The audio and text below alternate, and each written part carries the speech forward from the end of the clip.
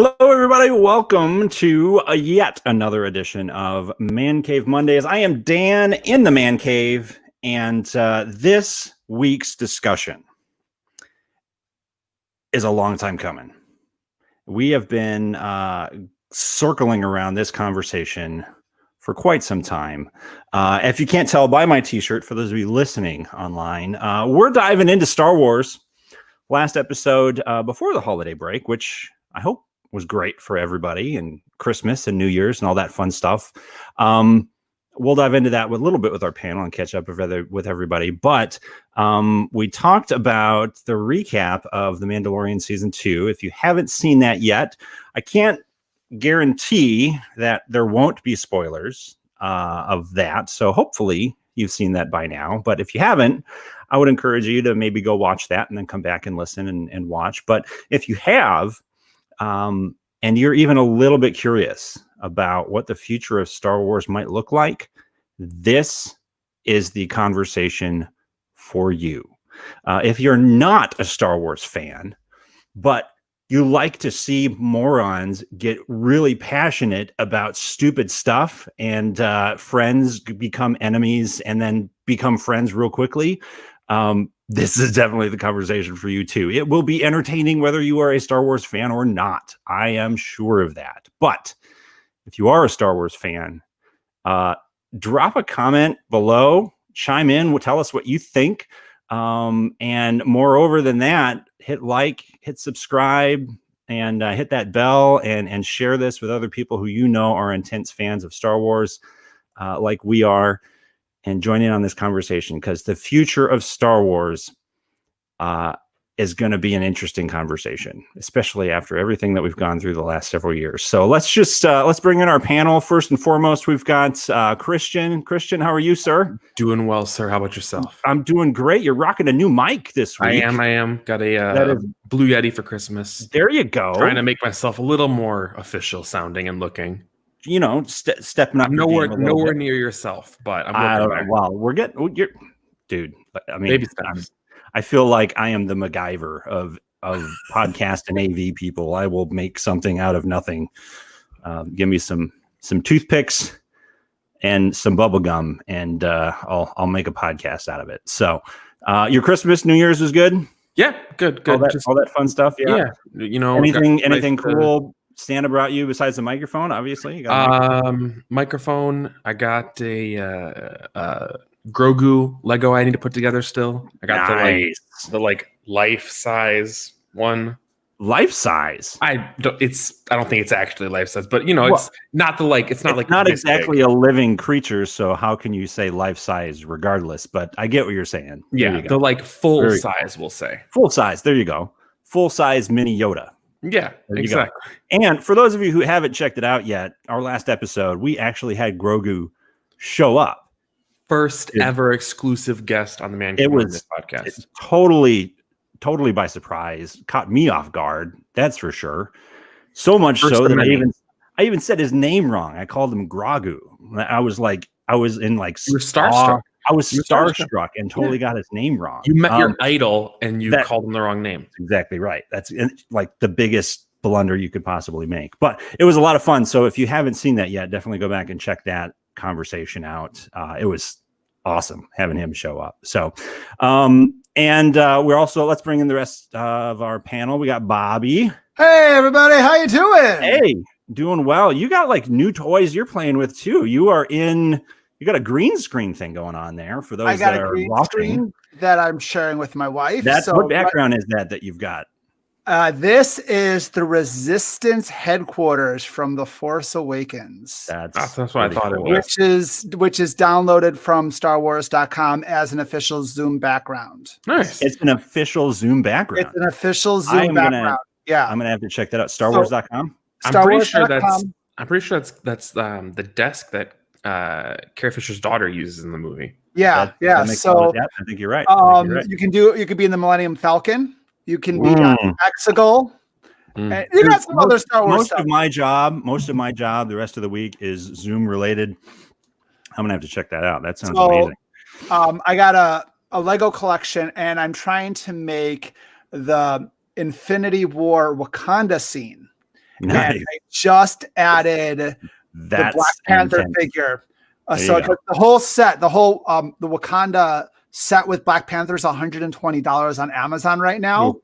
My mother-in-law found me the figure for $20. So I got there you go. So that was kind of big. And I got a Wii. Nice. Got a Wii. I got a Wii. And you are a gamer now, sir. You're not just an Apple gamer. You're a gamer. Again, because I got a Wii. What games are you playing over break? I just started messing with Mario Kart again. There you go. Getting my muscle memory going. And Amazon just delivered official Super Nintendo controllers because because there's a whole ROM of SNES games, and I needed the original controller. So that makes all the sense in the world, dude. So I'm playing. I'm between Super Castlevania or Super Metroid, and I think Metroid. I never beat Super Castlevania. I think I'm going to start with that. That conversation right there, and let's bring Alberto in because he's a part of this conversation. He's been chiming for this for a while. Hey, Alberto, having a conversation about retro gaming and classic gaming and remakes. That discussion, I think we're inching our way closer and closer towards. Andrew, my brother, couldn't be here tonight. I know you're broken up about that. I'm just so torn up about it, guys. For those of you listening and not watching, Dan has the largest grin you've ever seen on his face. I don't know what you're talking about. I love my brother, and he can't be here tonight. It's just I'm like on the verge of no.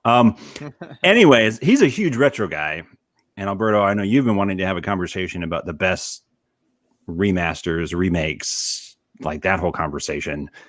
I feel like those flow into each other very well. Yeah. Like, let's talk about some of our favorite classic games and then lead into a discussion about whether or not remakes, remasters, re-releases are even worth it, or should we just hang on to our old stuff, right? So I think that's a good one. I think we got that coming up in a couple weeks. I think I think that's going to be coming down the pipeline here pretty quick. That's what we call a teaser, folks. Stay tuned. Teaser. It's a little teaser. Alberto, how was your Christmas? How was your New Year's? What did you get? What did Santa bring you? So let's see. So Christmas was good. Christmas, I'm trying to remember what the heck I did on Christmas. What the heck did I do on Christmas? All I remember is partied too hard. No. Too much eggnog. A little too much. I'm rocking a Guinness tonight. I don't know.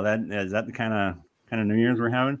It was definitely just good to be able to unwind with family and Ariella.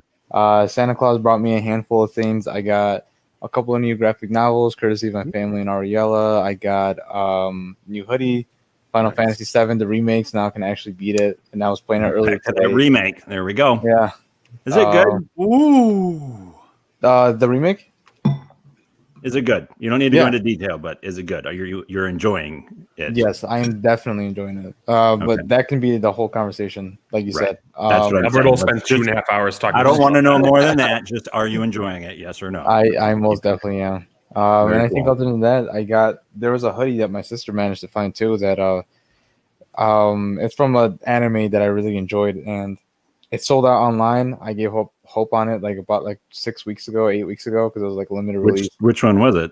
It was a anime from Demon Slayer, and there's like a character named Netsuko on it, and I was like, oh, I really want that hoodie. Kind of gave up hope on it, and a few weeks passed.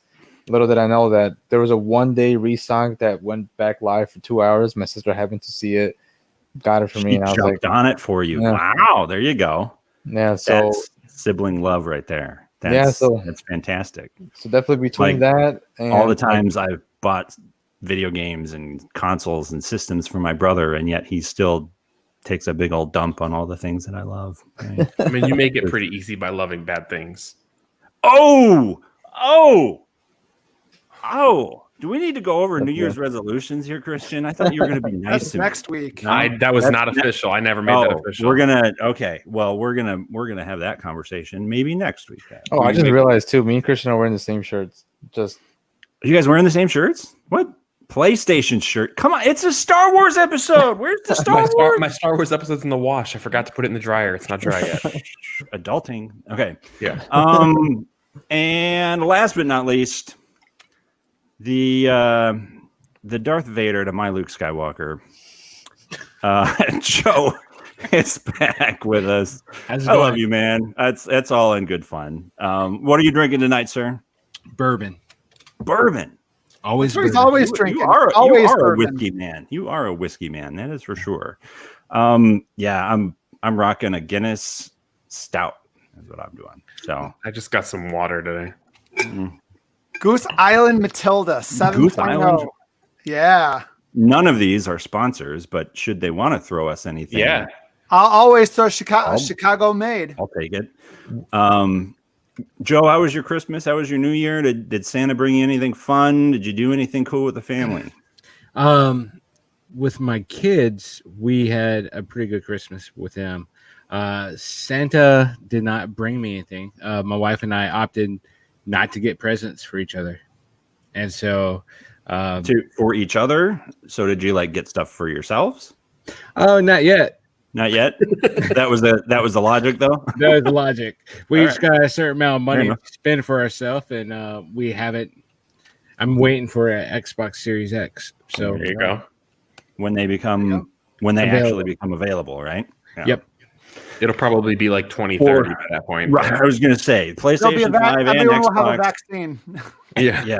Everybody's going to have a vaccine before those things come off the scalper price. That's for sure. But yeah, worth the wait though, from what I hear, from what people are saying. They're amazing, and especially if I'm enjoying the PS5. I can only imagine Xbox. I was going to say, Christian got the PS5, right? Yeah, I managed to jump on that day one pre-orders. I got super lucky. Literally, between the time I placed my pre-order and then texted the link to my friend for him to place it, it sold out. So if I'd done it in the opposite order and texted the link first, I would have missed it. Yeah. Oh, that real thing quick, is I finally enormous. So I went to go see a buddy of mine, and I just saw my first PlayStation 5 in person, and I saw it in action with the speed and everything. Yeah.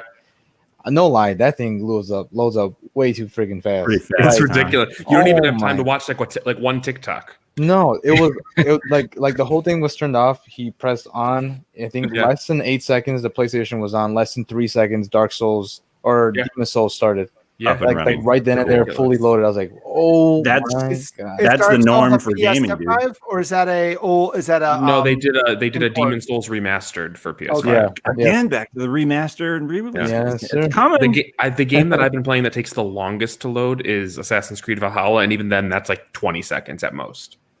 Well, if you've never seen Fallout 4 loading screen where you're just that's horrible. That's you could watch the entire extended cut of Lord of the Rings before that. Yeah. Anytime I booted up my save, I'm just zooming and spinning the little character model that they have there for about 2 minutes. I'm like, yeah. Oh yeah. If you've ever played, anybody who's played Skyrim or anything. Oh yeah. Sure. That load screen, you're just zooming in, zooming out. Yeah, they just give you the same 6 over and over again too. Yeah. Zoom in again, spin around. I got my wife playing Skyrim now. Nice. And I actually we had it all modded out. I modded it out for her to make her look pretty in the game. And on Xbox or on Xbox. Okay. And my nephews came in for the holidays and deleted it. I actually spent a portion of today re-downloaded it and figuring out which mods were there so she can start back up. Are they no longer with us? We didn't find out until yesterday. My wife's like, I want to play Skyrim, and she fired it up, and it was gone. On her. It's gone, and yeah. So as of tomorrow, they'll be no longer with us. Oh, they're in Oklahoma, so they're safe. I mean, for now. Safe for now. Give a couple days. So basically, on their way out. Yeah. That game. It's not. We're all joking, by the way. Completely joking. No one will hurt anybody. We just want to throw it out there. It's buggy and glitchy, but that game I have played it 4 different times now on 4 different systems. I bought that game for you for your birthday. You did.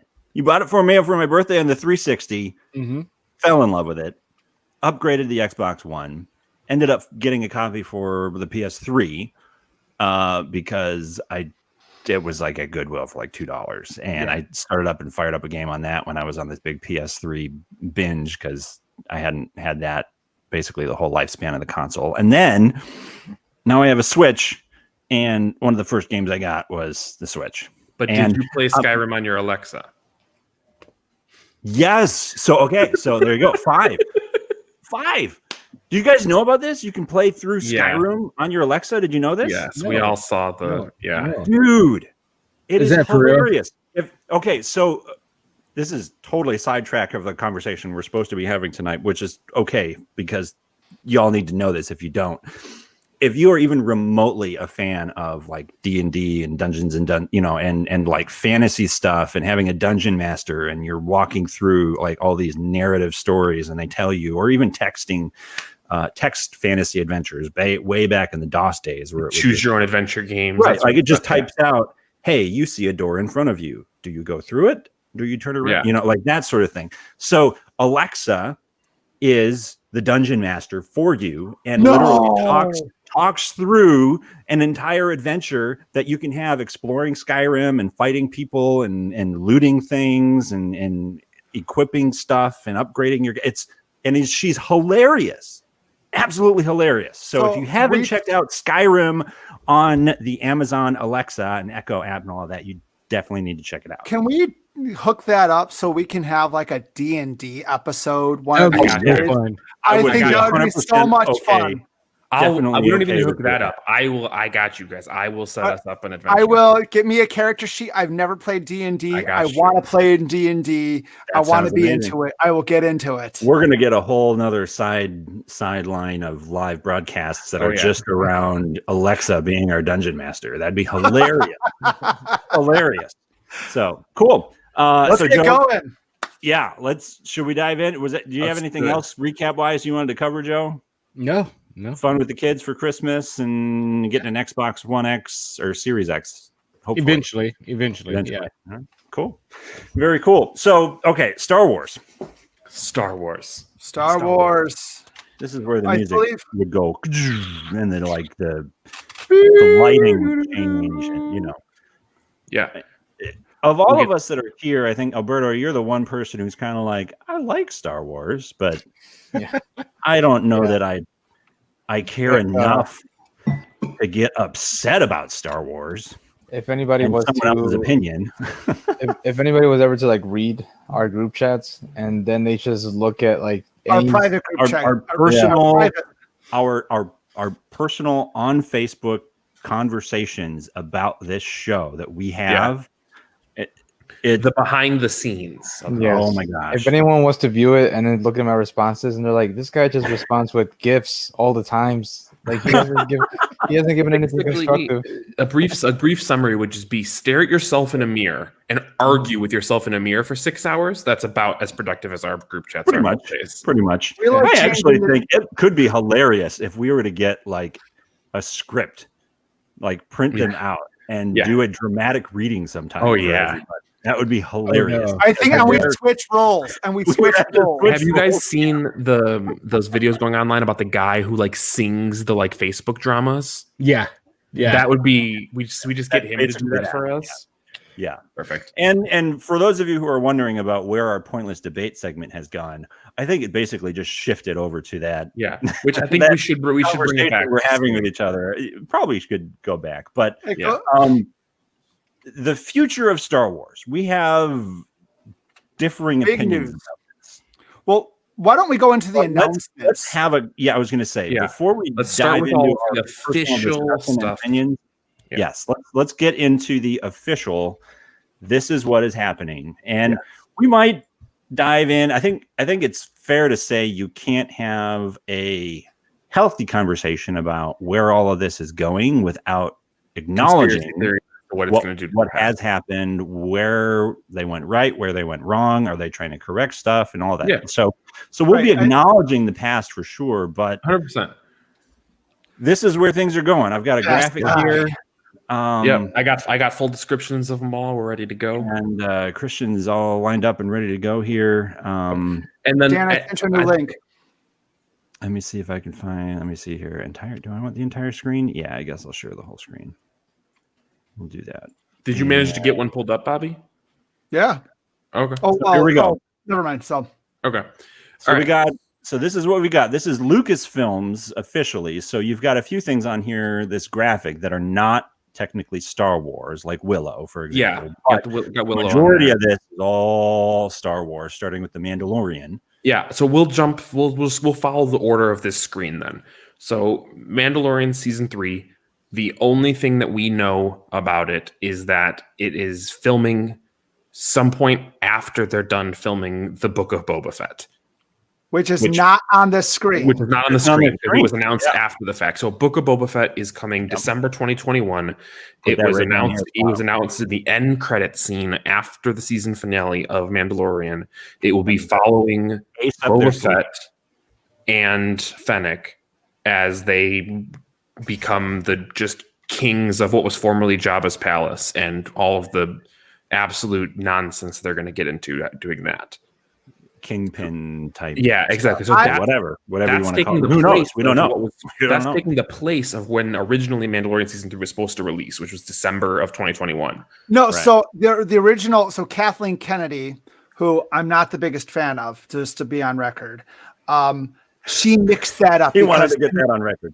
I want to get that on record. I'm not the biggest fan of Kathleen Kennedy. I am a Dave Filoni, Jon Favreau fan the entire way, and we'll get into that later. They were hired by Kathleen Kennedy, so you kind of have to thank her for that. Just saying.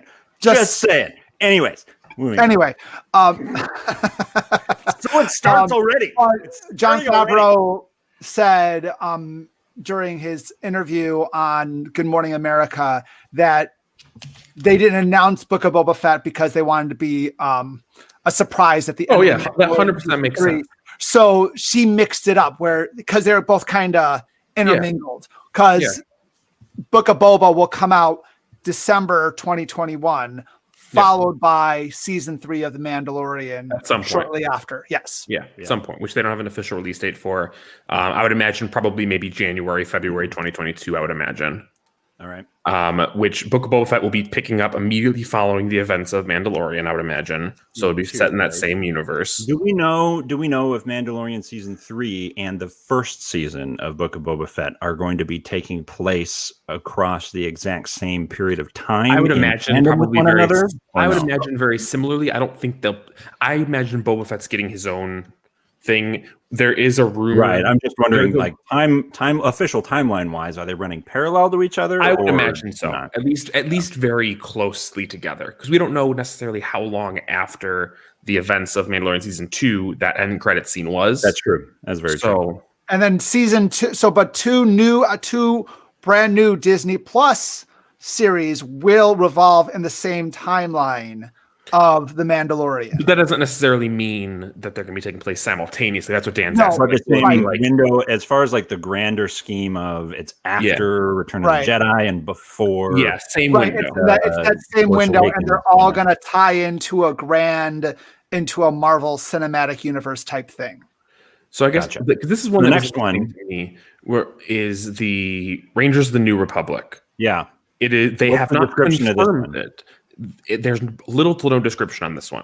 Okay. It is set within the timeline of The Mandalorian. It is expected that it will heavily feature Gina Carano's Cara Dune from The Mandalorian. Okay. But she has live action. No, live action. It's going to be set in the timeline of The Mandalorian, and it's going to follow the kind of people are expecting that it will probably heavily feature the two X-wing pilots from Mandalorian as well. Okay.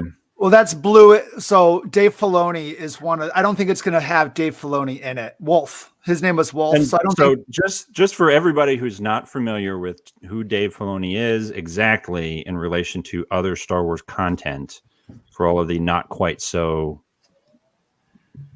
in the know on this, because I'm not going to assume everybody knows who Jon Favreau and Dave Filoni is. So Dave Filoni is responsible for, Bobby. He's responsible for the Clone Wars. He originally came from Avatar: The Last Airbender, and then was picked up by Lucas, the animated series, not the movie. And he was involved in Rebels as well, right? He was involved in Rebels. Yeah. He was the person who invented Ahsoka Tano, and he was personally groomed by George Lucas. So he is one of the people who, in a very non-inappropriate way. Yeah, no, but he was groomed. He was groomed where Dave Filoni was the Padawan and Lucas was the master. Yeah, he comes from the old school mentality of George Lucas, which is not always a good thing, but thankfully he seems to be taking the best parts of it. Yeah. And okay. So he's also producer on The Mandalorian. Yeah, there is some speculation as to exactly what that show will feature, because there has been a lot of interesting comments and feedback online regarding Gina Carano for some personal opinions and comments she's made that we don't need to go into. So I think that the fact they haven't announced that yet means who knows. The way I'm imagining it is that it'll probably be an ensemble show, if anything.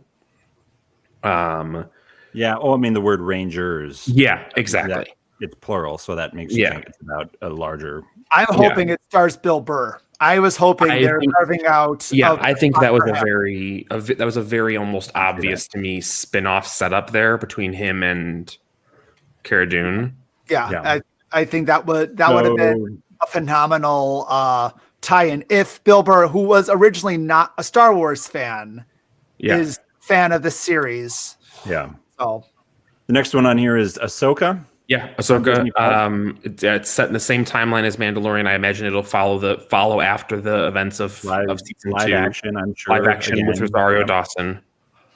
Do you have a description for that one or not? No real information. Just confirming she's returning, set in the timeline of Mandalorian. Gotcha. The next one, the Andor TV show will center on Cassian Andor, who was played by Diego Luna in Rogue One, a Star Wars story. Mm-hmm. And this will take place before Rogue One, right? Well, spoiler alert in case you haven't seen Rogue One. I mean, it kind of has to. Yeah. I mean, he no longer is among the living. I don't know how you can. Yeah, kind of have to. Yeah. But okay. So another live action one. The one that I'm personally most excited about, the Obi-Wan Kenobi. I think there's a lot of people who would put this at the top of their list. Which is going to be set 10 years after the events of Revenge of the Sith. So halfway between Obi-Wan Kenobi's series with Hayden Christensen returning as Darth Vader, which we've discussed in private, and I think it would be an interesting conversation now for us to kind of pause for a minute and discuss this. That he's coming back, but obviously Obi-Wan is going to be Ewan McGregor. Who, after episode 3, asked if he would ever be willing to come back, and he said, "No, I'm done with Star Wars." Well, money talks. And no, he didn't. He said the entire time that he would want to come back. No, he said, "I am at this point done with Star Wars and ready to move on to other projects." Okay. But that was like a long time ago. True. And he has done other projects, and I think now he's like, ready to go back to it. Yeah. So my question to you guys is, because I know we talked about this briefly in the chat, but I think it's a good conversation for us to pause here and talk about, is Hayden Christensen's coming back as Darth Vader. Do you think they almost have to bring James Earl Jones back as the voice? And if so, what does that leave Hayden Christensen to be or do? So for me, I think Hayden Christensen got the brunt end of George Lucas is a great visionary, but he is not the best character director or dialogue writer. Mm-hmm. And I think he got the brunt of that. And he was a relatively young actor. I hate sand. It gets everywhere. So I think if anything, we had to say that line's got to come up at some point. And Star Wars, get it out of the way. But I mean, you can definitely have this it was teased in Rogue One, just him in the Bacta tank. Can you do Force visions? Can you do, internal monologue? Can you do,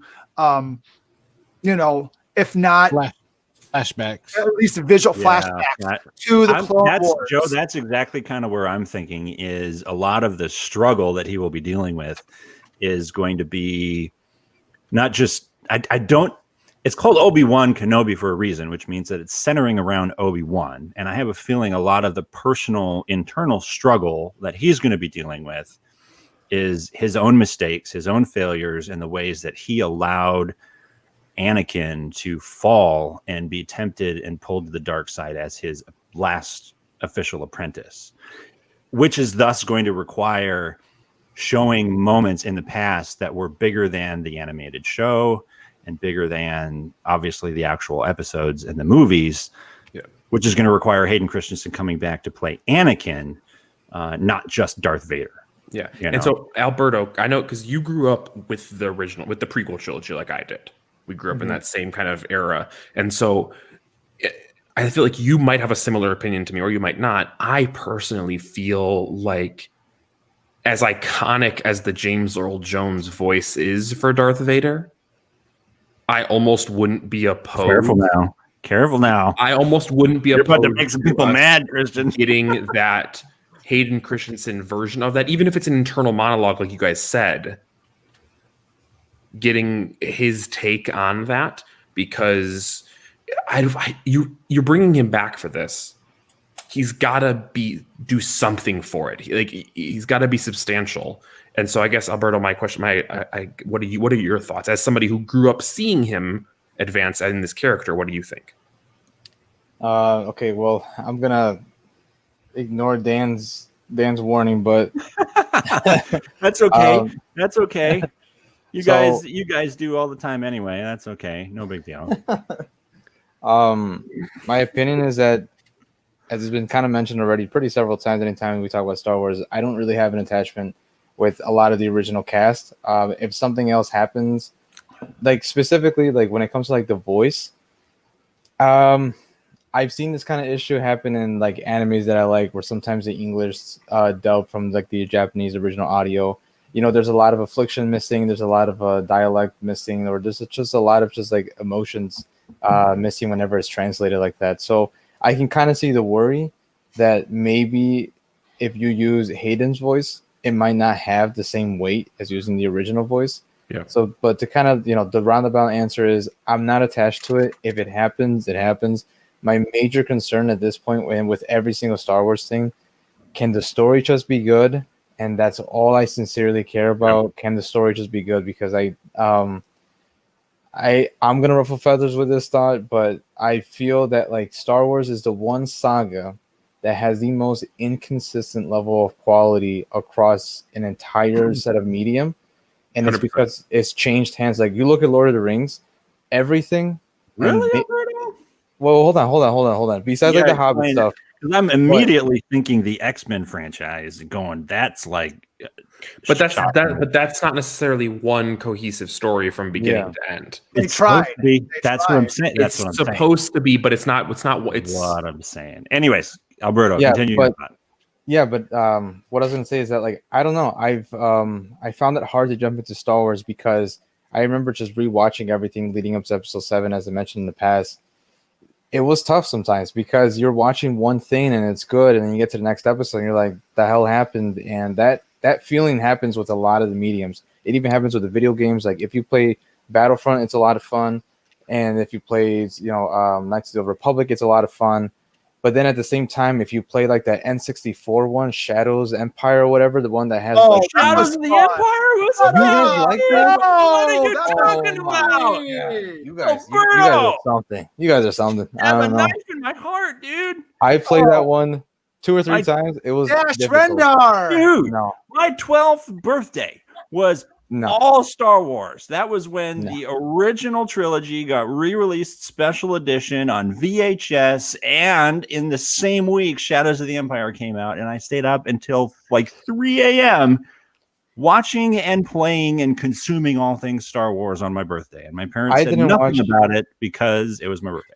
Joe, I didn't watch my first Star Wars movie until my late teens. My first Star Wars game was, I think, like age 7 or 8 when I played oh my God, I cannot say it. Road Squadron on the N64, and to me, like that has still been my most favorite Star Wars game to jump back into. Which makes no sense because I don't understand the story or these ships. Like I remember playing it with my friend. And he goes, "Oh look, it's the Starfighter," and I'm like, "It's the yellow ship? Yeah, dude, it's pretty cool. It's pretty sick." And I'd never seen the movie yet, and then once I start watching the movies and I start seeing like the importance of Millennium Falcon, because I remember I had a cheat code book and you were able to unlock it. And I saw this big ship, and I thought the same thing that they said in Episode 7. I was like, this big old piece of junk, like this is the thing that you got to unlock with a cheat Thing is garbage. What is that? And then I grew up. All right, garbage it'll do. Yeah, dude. And then I grew up and I was like, this is the best ship in the game, and no one better say anything bad about this game. I will defend that one for sure. Joe. All right, leave a comment, y'all listening. Shadows of the Empire. Oh, my. Good or bad video game? Does it hold up? Is it still all right? I don't know. I've never played it. I'm just trolling. They removed it from being canon. It was officially canon for a season, but yeah. The book. I've got the comic, dude. I got the comic of it even. So, all right, Joe. What's up? Chime in here, dude.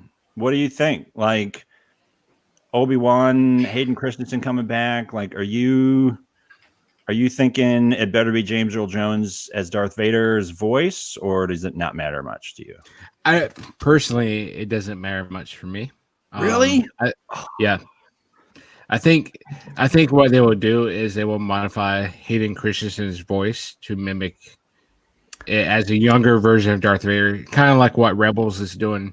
I just started Rebels and yeah, maybe. I could see them taking one of the other voice actors that has already kind of established themselves as that voice and carrying it over. I could see that.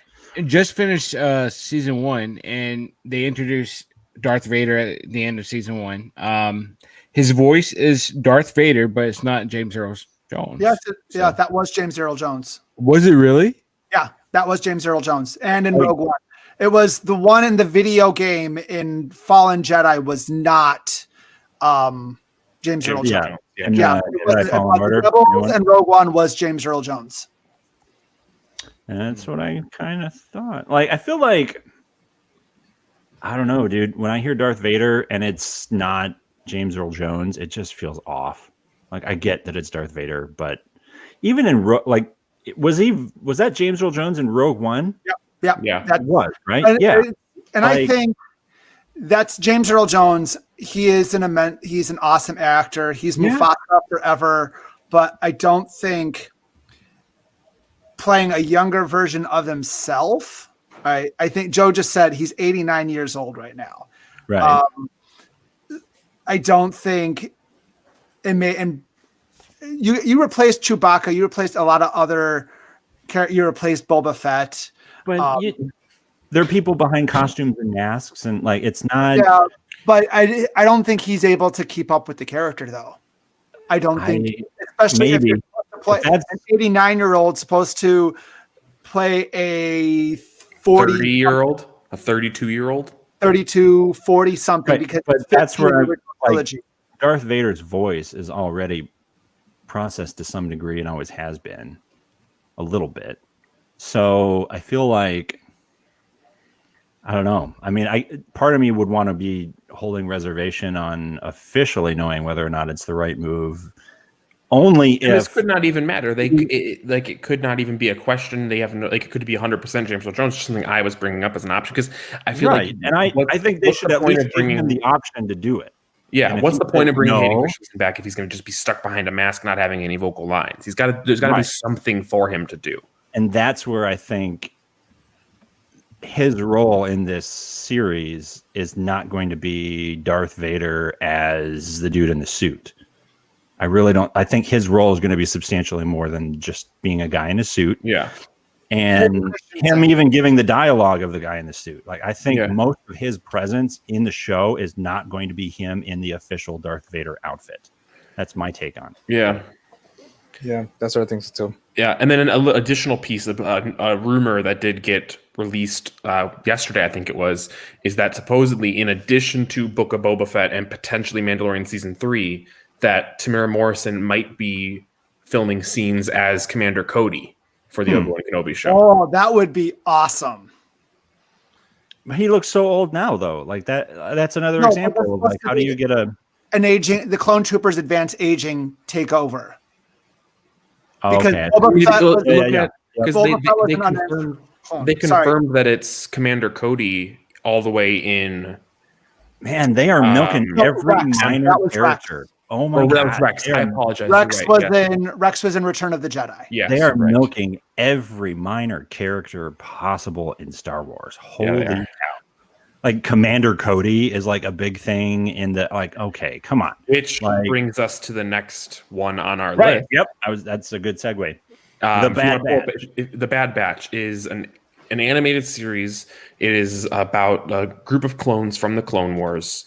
They are genetically, I don't know if you want to say misfits. They're malformed. They're malfunctioning, like that sort of stuff. They are not the perfect clones. In other words, they've got a little bit more of a mind of their own. Yeah, it's an animated series, and the heavy rumor is that the Bad Batch will be the group who rescues Grogu from Order 66. That is the current leading speculation and rumor on the interwebs. Mm-hmm. Obviously, no sense of official source to back that up. I think if you're going to hear, and this takes us back to last week's conversation, and you forgot to tell us, Christian, but I personally think if that's the direction they go in, that's where we end up hearing Grogu's first words. And Fennec will. Oh, sorry. Which you had speculation on it being what? What are his first words going to be? You I think had a theory last week and you didn't get to it. I think that either in a series finale episode or a season finale episode for Mandalorian, because I don't think he's done on Mandalorian. I think he is too ingrained in that show's core to be done. So I think either a season or a series finale, we get one of two options, and it depends on which way they want to go with this. His first words will either be, "This is the way," or "the way this is." If they want to make it so that is just the way, they just want to make it that is the way that race speaks, or if we just find out, Yoda was just a lunatic. Yoda just had a few screws loose in his communication. So can I throw something in about the Bad Batch? Go for it, Bobby. Yeah. Fennec Shah, who appeared originally in The Mandalorian, will cross over into the Bad Batch. She was shown in the trailer, and Ming Na Wen. Sorry, thank you. She is confirmed to voice her in the Bad Batch. Interesting. So there's official crossover there. I personally, I could see that being part of that show. Yeah. And Grogu being again kind of the fetch quest glue that holds the narrative together and gets it off its feet, because they already acknowledged the fact that they have a huge hit with Grogu. You throw that guy in anything and people are going to eat it up. So if you want to get an animated series off the ground, put Grogu in it for sure. Without a doubt. And so I could definitely see that happening. And Christian, when does this take place? The Bad Batch? The Bad Batch, they didn't specify. But from the trailer. I haven't watched the trailer, so you'll have to. Oh, the trailer. I'm imagining it's probably right around Order 66, right? Yeah, it is. It's around that range, right? 66. You can see in the clip Palpatine talking to the Order. To the clones. So I wonder if if Grogu is in it, is he going to be mute the entire time like he was in The Mandalorian, or is there going to be no, he actually has been able to speak the whole time.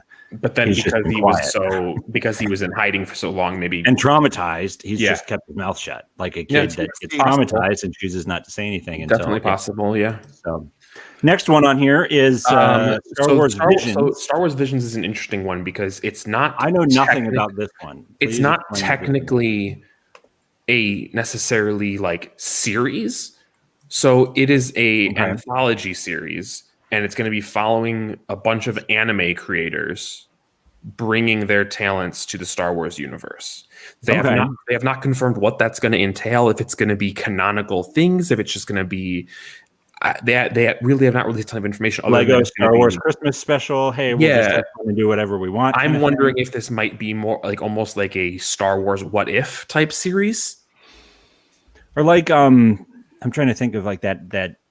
The Matrix anthology one. I was going to say the Matrix anthology, and then there was a Batman. There was a Batman one too when The Dark Knight came out, where they had a collection of different shorts, all done. So I'm thinking that's kind of what it's. Oh, here it's going to be. Here, hold on. I just found I have it in the I have it in our file. Oh, you put it in there now? It should be in there. It's on the second page. You have to. Oh, there it is. I apologize. Sorry. 10 fantastic Vision episodes. 10 episodes by 10 different from several of the leading Japanese anime studios, offering a fresh and diverse cultural perspective to Star Wars.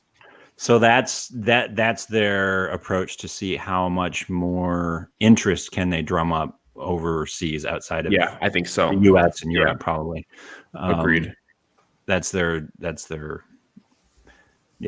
dipping the toe in the water to see if they can get more people hooked on the franchise and how much interest there is there. So, exactly. Okay, next one, Lando. It's live an action event or live animated? action. Live action. It's this one is being called an event series, so probably just a 1 season type deal, unless it gets crazy positive reviews. I'm almost 100% positive they did not confirm. It's got to be Donald Glover. It's got to be a young Lando. It's got to be Donald Glover coming back. There's no way we get a 95-year-old Billy D. Williams series.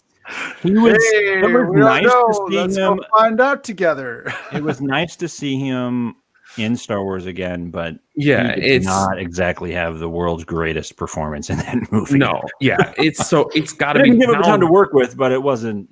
Donald Glover killed it in Solo. He did such a good job. Yeah, it's got to be. It's got to be following a young him. They haven't confirmed timeline placement, so I would imagine. In my personal opinion, it's probably going to be a prequel to Solo. Okay, that's my opinion. But it could be anything. Could be taking place between Solo and A New Hope, possibly. I'm not sure.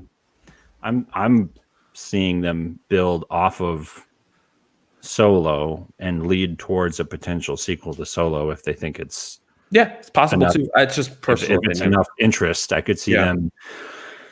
Seeing how much of a hit it is, and then pick it up from there with a new movie or a Solo. Yeah, only reason I'm saying a prequel is because then it gives you the opportunity to still have Lando with the Millennium Falcon.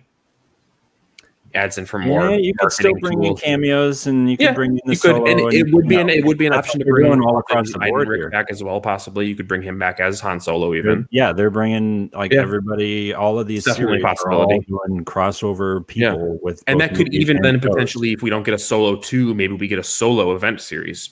Yeah, it could be. Next one. Maybe you'll see him at the Battle of Tanab. There you go. See his little maneuver that he brags about to Han Solo in Return of the Jedi. There you go. There you go. Next one is The Acolyte. It is set in the High Republic era. It's officially described as a mystery thriller that'll take viewers into a galaxy of shadowy secrets and emerging dark side powers in the final days of the High Republic era. This is one I feel like 400 years before. Yeah, I was gonna say this is one I feel like Joe will have a better idea of describing kind of what might this entail, because that's more his realm of expertise. So this is still well after the Old Republic. Yep. It's still well after the Old Republic, but it's set in 400 years in front of Episode 1. Right. Okay. So, mystery thriller leads me to think potentially a Game of Thrones-esque vibe, maybe. Well, or like a like a House of Cards vibe, even potentially. And here's where I feel, and Joe, you can disagree with me on this if you want or not, but this right here is a great example of personally where I think the most opportunity lies for generating genuinely new Star Wars content. Like if you really want to try and have the series move past the Skywalker stuff, if you want to have it move past like all of that other stuff that everybody's been getting so upset about, like there's so much content there and so much lore, and you got 400 years of thousands theoretically thousands of years. I was specifically saying Jedi from the Acolyte forward. Like what I was saying. The Sith legitimately, like the rule of 2 was not necessarily a staple of the Sith Order its entire existence. Like there were planets and bases and temples of, just like a Jedi temple, building a school that was dedicated to training people in the ways of the Sith. And amidst all of that, there was, yes, a master and apprentice relationship going on, not unlike the Jedi had for themselves. But there's so much potential there to build off of that. You don't have to have it tied down to anything. You can build your own narrative, build your own story without it being officially tied into anything with the new films and having to worry about having it fit officially with anything that happened just a few years before, or just, one generation removed or whatever. So, question for you guys. Does anybody know off the top of their head how old Yoda was in like any of the movies? He's like 900 years old in Empire Strikes Back. Okay, so we could realistically get a prime Yoda in this. Oh, absolutely. He's actually there's some comic book series featuring the High Republic, and he is about 100 years old, and he's traveling with a bunch of Jedi. Perfect. So that's definitely a possibility. That's official right now. Yoda in his prime before he was officially given the role of Grand Master. And all right. So he's a master because he's about 100-ish. Based on the description, it seems like the show might focus more on the Sith and on the dark side and their kind of rise to power. So definitely an intriguing one. That gets me really excited. I'm glad it's definitely the one that I know the least about as far as lore goes going into it. Mm-hmm. The next one is one I feel like it's the one with the most potential, if you ask me. Like all this other stuff is great. I love like trying to flesh out all the details, and we've talked about how I think they're using a lot of this stuff to try and fill in some of the gaps that the movies have left, as the series has done consistently. But that particular one, I'm really excited because it has the most opportunity to bring genuinely radically new, fresh stuff that doesn't officially have to be constantly tied down to everything that happened before it or whatever. So, in my opinion, they're going to take Acolyte, they're going to take a Jedi, and have us sympathize with him or her and understanding why they went to the dark side. And I think that once they become a Sith, we're going to be like, he'd be almost like an anti-hero. Yeah. That's right. Yeah, I could see it going that route. I could also see it becoming the type of thing that for an audience starts to build out exactly what they're talking about throughout the entire series when they say bringing balance to the Force. Like what the hell does that mean exactly? Well, that requires having an understanding of and sympathetic plight with why people are drawn to the dark side, why some people are drawn to the light side, what that tension is all about. Like I could almost see it fleshing that out is really, really good. I hope they do that. With it being as a mystery thriller, that's what they're tagging it as.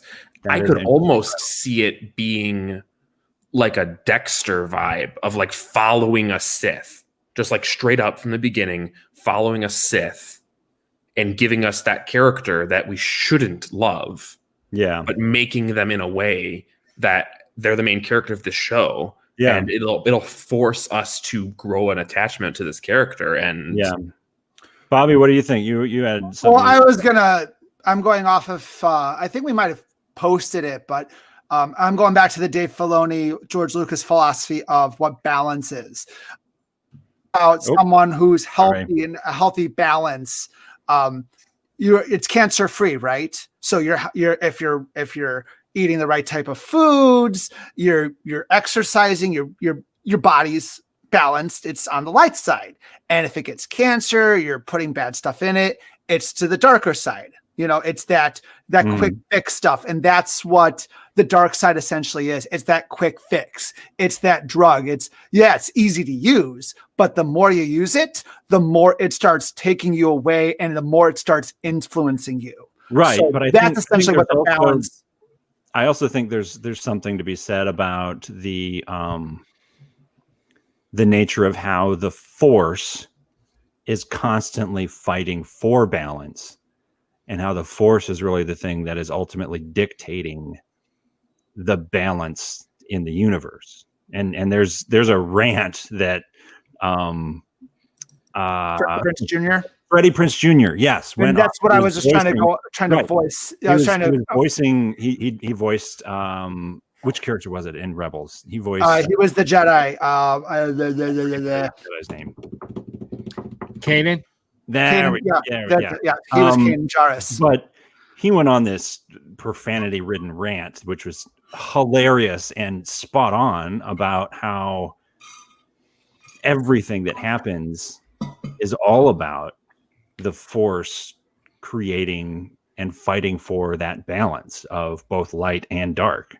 And that the whole gray Jedi stuff in the middle, all the stuff that existed in the books is not officially the way that George Lucas wrote canonically how the Force operates in the universe.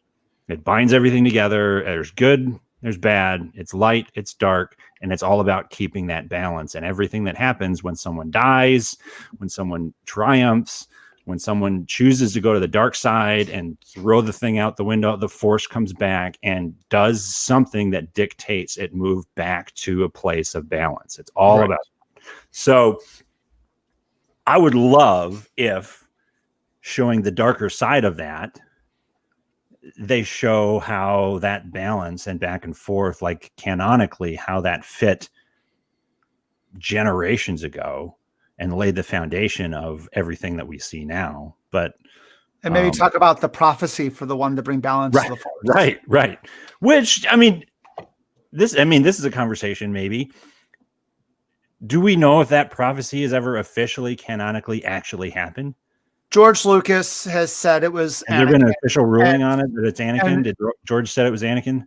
And then also in The Rise of Skywalker, you have Hayden Christensen saying to Rey in the final moments, "You can bring balance back to the Force like I have."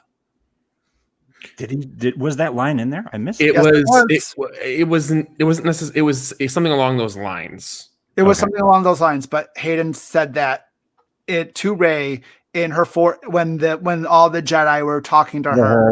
And have you guys seen that fan edit where they have all the actual Force ghosts? A billion times better than the actual movie. I'm going to save this. We're going to get to this in a minute. Let's go back to that later. Let's go back to. I think that's another. The last one here officially is the next show. Star Wars: A Droid Story. Droid Story. It is an animated adventure movie. It'll feature a new droid being guided by C-3PO and R2-D2. Sounds boring. That sounds awful. No, we don't need that. It's the kid show. They had to get one in here. I get it, but there's so many and it features a new droid. It's an animated movie. It's going to be like a new droid. Of course, special. Why? Yeah. Okay, so why do we need another new droid? Like Spaceballs 2, The Search for More Money. Because the number one thing, no matter what, when you're making a franchise, can you make a toy of it? Merchandising. Merchandising. And I get like it goes all the way back to the fact that Star Wars is at its core something that was originally and has always been base target is kids falling in love with this stuff and then growing up with it and providing deeper levels of content and newer stuff for them to consume as a more mature human being. But I don't know, the droid thing. I just don't. It's an animated movie. It'll show up. People will forget about it. The kids will love it and move on with it. Or they won't, and they won't do it again. Yeah. Exactly. Is it ideally going to be like a canonical animated? I would imagine so. Is it going to be connected with Rebels? C-3PO and R2-D2 in there, I would imagine so. They haven't said anything timeline wise. The life journey, the Lego journey life thing, that wasn't canonical. I was going to say the Christmas story or the holiday special. Was not canonical. Not even remotely canonical. I would imagine that everything they announced for this event is going to be canonical, except for maybe Visions, because that's like a. Yeah, maybe. And then the bottom one here, Rogue Squadron. Which is a movie directed by Patty Jenkins, who directed both Wonder Woman movies. Animated or live action? No, live action film. To follow a group of Rebel Alliance starfighter pilots and their adventures. In a teaser, the Patty Jenkins dedicated the film to her father, who was a fighter pilot who lost his life in the line of duty. Interesting note here. At a press event for Wonder Woman 84, Chris Pine slipped and said that he's read Patty Jenkins's full script for the movie. Wow. Which immediately led to speculation that he's going to be potentially the lead. He's going to be in that it. Movie. Of course. They're not going to just drop it unless she was like, hey, read my script. Tell me what you do. But like, also, why would she do that if she didn't want him in the movie? Yeah, they keep those scripts on. Yeah. So he's the best World War I fighter pilot that can fly a fighter jet out of the Smithsonian that was full of gas and ready to take off at a moment. Ready to go. It was ready to go. And then it's not on the list for decades and ready to go. It's not on the list, but there is also an unnamed, really zero information Star Wars movie coming at some point, directed by Taika Waititi. Yeah. All right. Taika Waititi. That is all of our announcements. We'll move on from the Wonder Woman thing because some people here still haven't seen it. Yes. But thank you. After watching Wonder Woman 84, I have serious doubts. Go. Move on. I haven't seen it. Rogue Squadron. I haven't seen it. It's keep going. I already got something spoiled from you guys. Just let's move on. I don't want to talk about it. Okay. I don't have any doubts because the first Wonder Woman movie was amazing. So she obviously can do well. It was. We'll see what happens. Yeah. We'll see what happens. So, should we talk about any more rumors that are currently going on right now before we talk about our predictions? I mean, I think they kind of flow together. Obviously, the big one is that Mark Hamill is rumored to possibly be talking about coming back because of the return of Luke Skywalker was so overwhelmingly positive.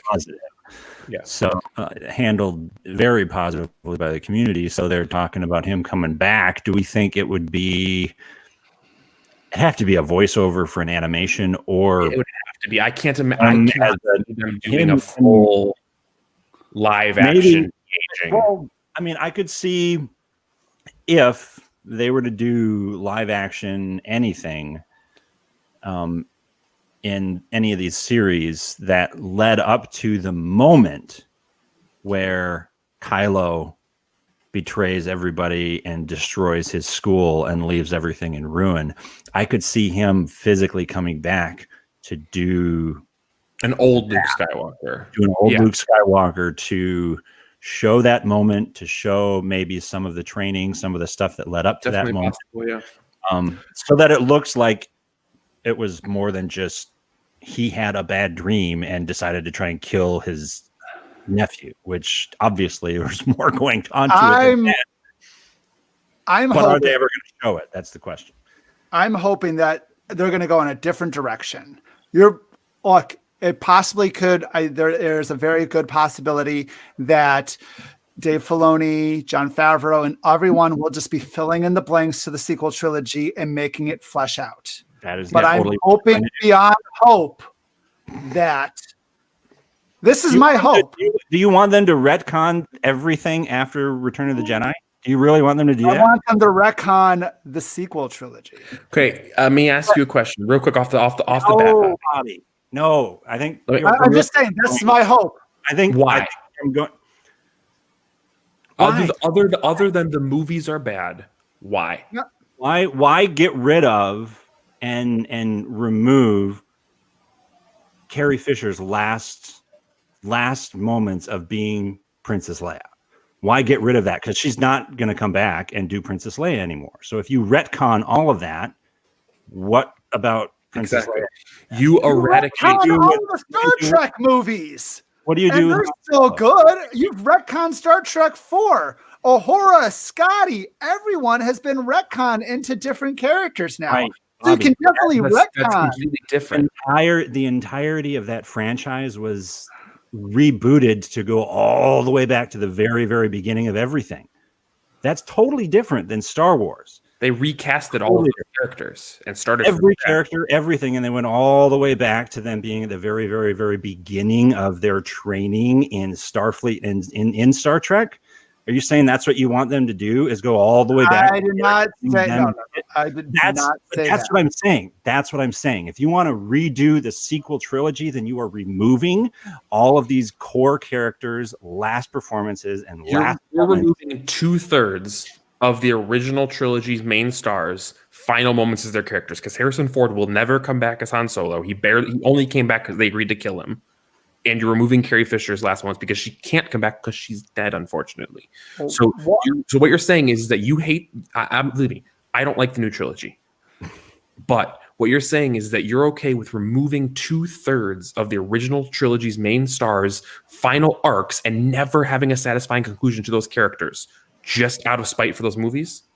Sure. If you're gonna put me in the corner, yes, let's do that. Let's put that in the focus of, I want the character of Princess Leia. Everything that I remember of Princess. Look, I liked Carrie Fisher's performance. I liked Mark Hamill in The Last Jedi. I wish they made him even a bigger jerk in The Last Jedi. All right. But I liked the character. I liked the idea of Rey. But I do not think that they had a proper story. And yes, Star Wars has always evolved as the story. But there was always a basic framework. There was nothing going into the shit show of the sequel trilogy. Force Awakens was a rehash. Which I enjoyed. I liked it. I sat down. I wanted more. The Last Jedi, I sat down. I'm like, interesting take. I want to see how this happens. I wasn't happy with the whole movie, but I liked a lot of parts of it. Rise of Skywalker, I was fairly disappointed because they did not stick the landing. If they stuck the landing of The Last Jedi, it would have been a better movie. Y'all are making me defend the worst Star Wars movie and The Rise of Skywalker. It bothers me so much. I didn't like that movie at all. I really didn't. But anyway, you're asking me. I didn't like The Rise of Skywalker, but to Christian's point last week, that's what we have. That's what we have. That is Star Wars. And everything about Star Wars has always been appreciating it more in context after they fill in all the details through all these other mediums. We just got done looking at this massive list of everything else they have coming out, and it's all going to be about filling in the details, filling in the blanks, and explaining all of the plot holes and stuff that doesn't make sense in the movie itself. Let me finish what I was about to say. Christian, can I just have 1 minute before I let you talk? I'm just waiting. Okay, just wait, and I will let you go on. Okay. Mr. Lucas, I'd like to say something. Yeah. I just want to say my piece because I said I want it to happen, but I'll be whatever they give me. I'm still gonna watch it. Okay. Now it's Star Wars. It's Star Wars. Okay. I'm still probably gonna. All right. I'm still gonna see it no matter what, whether they reboot it or not. But I would like to see Ahsoka Tano reboot it using inner sequel trilogy. If that happens, great. If not, and they fill in it and I have a deeper appreciation, I'll be happy with that. I was big on hating the prequel trilogy for a while. Now I have an appreciation of it. And now and I'm older, I see it in a different limelight and they filled in some of the gaps. I have a better appreciation of it. So that's all I have to say about it. Christian, go for it. Okay. My question for you is, because of the fact that rebooting it, we would not be able to get a conclusion to those character stories. You are in agreement with that, right? I don't know if they're going to happen. I don't know if that's going to happen. But I'm thinking, if they rebooted the trilogy, there's no chance for us to get a conclusion to Carrie Fisher's Princess Leia story, Harrison Ford's Han Solo story. Perhaps we could get Mark Hamill's Luke Skywalker back, maybe.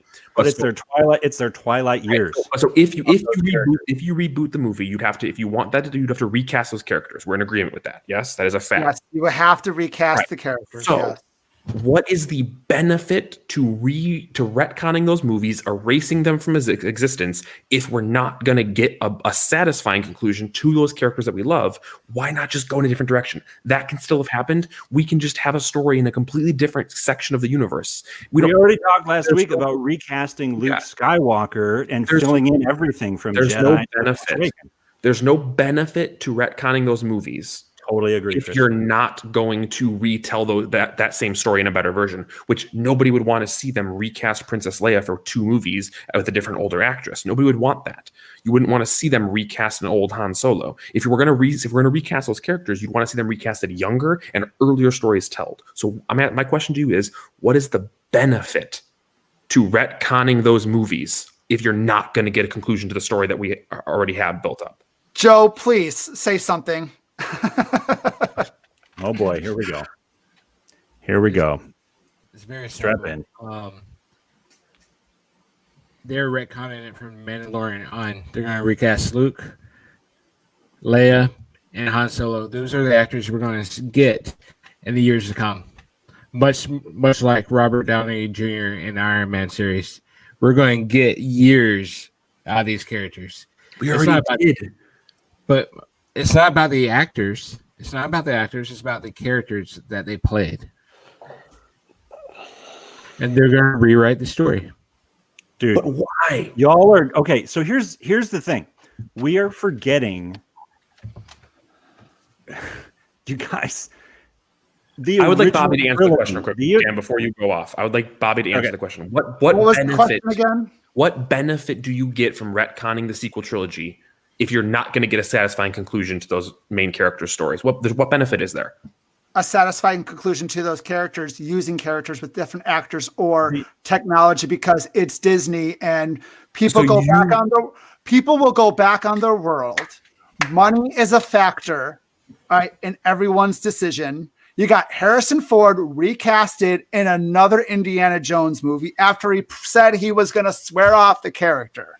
Okay, so you can put Indiana Jones again. You can pay people estates. Disney already owns the images, likeness, and sounds of these characters forever, or until the patent ends. So you can make a satisfying conclusion. You can make 1,000 different parallel worlds. You can have you can have Mark Hamill do voiceover for Visions as the Watcher or whatever, as different outcomes and watching different future possibilities. That would be so. What I'm hearing from you is, and I would like you to confirm if this is correct. Sure. What I'm hearing from you is you would rather see an ending to Princess Leia's story with a different actress than just accept what we got. I had fun with Carrie Fisher. I loved her in it. I loved every one of it. I'm more to get more Star Wars in it whatever I can get it. However I can get more Star Wars, I'm happy to get it. With Carrie Fisher, hopefully with their state, they'll give her a blessing and everything's going to change it around. So, Joe. All right. I have a question for Christian. Yes. What satisfying ending did you get for Leia with Carrie Fisher? I didn't get a satisfying ending in my opinion. The ending I got. Thank you, Joe. No, listen to me. Are you kidding me? Listen. Yeah. Here's the thing. It wouldn't be the ending that I chose. No, I'm 100% agreement. I would have chosen a different ending, but it's the ending we got. And I would rather not have Carrie Fisher's legacy be disrespected by them recasting a character to retell the ending of her story. Just for the sake of her story. It is Christian. It is her choice to go back and do that character the way that she, as the proprietor of that character, chose to play out that role in the final what's happening here is and that she characters that you don't care about. Just let them make new characters. You can let the past die. Here's the deal. Carrie Fisher's performance as Leia in The Rise of Skywalker was the most redemptive arc of her character ever, with Ben Solo going so far as to killing his own father and thus stepping into the role as Emperor by then the next film killing off Snoke and becoming the big bad guy in the entire universe. and then throwing all of that behind him because his own mother gave up her life to help him go back to the light. You're going to tell me that is not a satisfying conclusion to her story arc as a mother who gave up being a Jedi so that her son wouldn't become the most evil person at the end of his life. I don't think Carrie Fisher got a good rap. I think using the bits and pieces of her in The Last Jedi was not good enough. I think they could have done better. They had to do it. They could have done better. And I would have rather have taken a Grand Moff Tarkin. I would have rather have them delay The Rise of Skywalker and work on that movie with better technology and filling in the gaps better than what they did. I think don't think they did. I think they cut and pasted her, and they. Yeah, I don't think they did. They did the best. They did the absolute best that they could. And to be honest with you, it was substantially more than I thought they were going to do. When I went into The Rise of Skywalker, I thought for sure we were going to see Carrie Fisher for about 5 minutes, and then suddenly she was going to die, and then the rest of the movie was going to happen. I thought we would get 5 seconds. A lot more than I thought she would have died off screen between the movies. Honestly, I'm surprised we even got did. That movie was so unforgettable that I cannot even remember her dying in the third movie. Well, you need to watch it again then, Joe, because that moment was extremely powerful. So why? I guess why would we? Okay, so here's the deal. All of this is Star Wars. All of it is Star Wars. I'm going to pay money either way. If you're going to say I watched it one time and I thought it was shit, so I'm not watching it ever again. Well, newsflash: all of these other details of how we're filling in the gaps with all this other stuff and all of the other things that are coming out in this massive list that we talked about, and all of the other movies that came before it. All of that was still considered when making these movies, whether you loved it or not, whether you thought it was fitting perfectly or not, it's still Star Wars. And to say, I'm never going to watch that movie again is to say you're going to refuse to acknowledge the fact that it does connect with the rest of the Star Wars saga. I never said I wasn't going to ever watch it. Joe just said that. He's like, I'm never watching it. I'm not watching it again. I don't care if it's Carrie Fisher's swan song or not. I don't care if it's Leia's last moments, and that moment was actually pretty impactful and powerful in the movie. I could care less. The whole movie's crap, so I'm never going to watch it again. I would like Alberto's opinion as a general consumer who is not a quote-unquote Star Wars fanboy like most of the rest of us. What is your opinion on this topic, Alberto? Well, if let's say hypothetically, in the Ahsoka series or whatever else, they rebooted the entire sequel trilogy, recasted old Han Solo and old Princess Leia, and released a new trilogy, what would your opinion be as a general consumer? It'd be the same thing that has been since the beginning of this conversation. Is the story good? Whatever. Is the story good? Is the story good? If it is, then awesome. Because listen, like I said, I didn't start watching Star Wars until my late teens. I don't have any attachment to Carrie Fisher. Of course, I'm so glad, and I was really happy to see, like especially just like the real big three and Force Awakens, and seeing everyone kind of share the screen. I can only imagine the excitement that those that saw like the original trilogy, from decades ago, being able to see them back in action, back in their characters' boots and shoes. So I think it's really, really awesome and almost important that they managed to pull that off with the time that the universe gave to Carrie Fisher.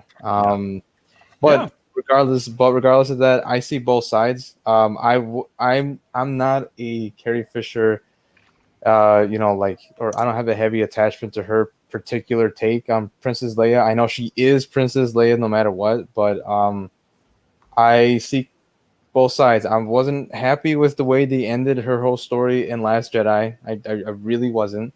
Rise of Skywalker. That's true. They carried it on over. I was so upset with forgettable. I was so upset with her whole arc in Last Jedi. I just weren't paying attention. One of the two. But wait. Anyway, though, so I wasn't happy with it. But at the same time, I didn't care too much of it because the characters that the whole marketing advertisement campaign was really trying to pull towards is doesn't matter if you are an old fan or a new fan, here's a new set of characters for you to pull for. I've already mentioned before my favorite Star Wars game is Rogue Squadron. My favorite GameCube game, one of them, is Rogue Squadron on there as well. Yeah. So needless to say, this Rogue Squadron stuff, anything with the fighters and stuff, I've always absolutely loved. Poe Dameron is something that I really cared about, and he was in a huge spotlight in The Last Jedi. But at the same time, he never really evolved in anything like that. So I think you're hitting on a really, really good point, Alberto, about the sequel trilogy, and that is that the rise of Skywalker is ultimately the reason why the rest of the other two movies are seen as less than what they're supposed to be. Because when you're looking at trilogies, listen to me, guys. Listen. Dan, we were on the same side of this fence, and now you're just throwing me to the other side now. No. Listen. The original trilogy, people love Empire because Return of the Jedi stuck the landing and paid off everything that Empire set it up to do. In the prequel series, people love the ending of that trilogy because Revenge of the Sith stuck the landing, right? Like, it's also because it's all about 1 and 2 followed the same plot points and made it easier for the third movie to tell. Let's talk about that.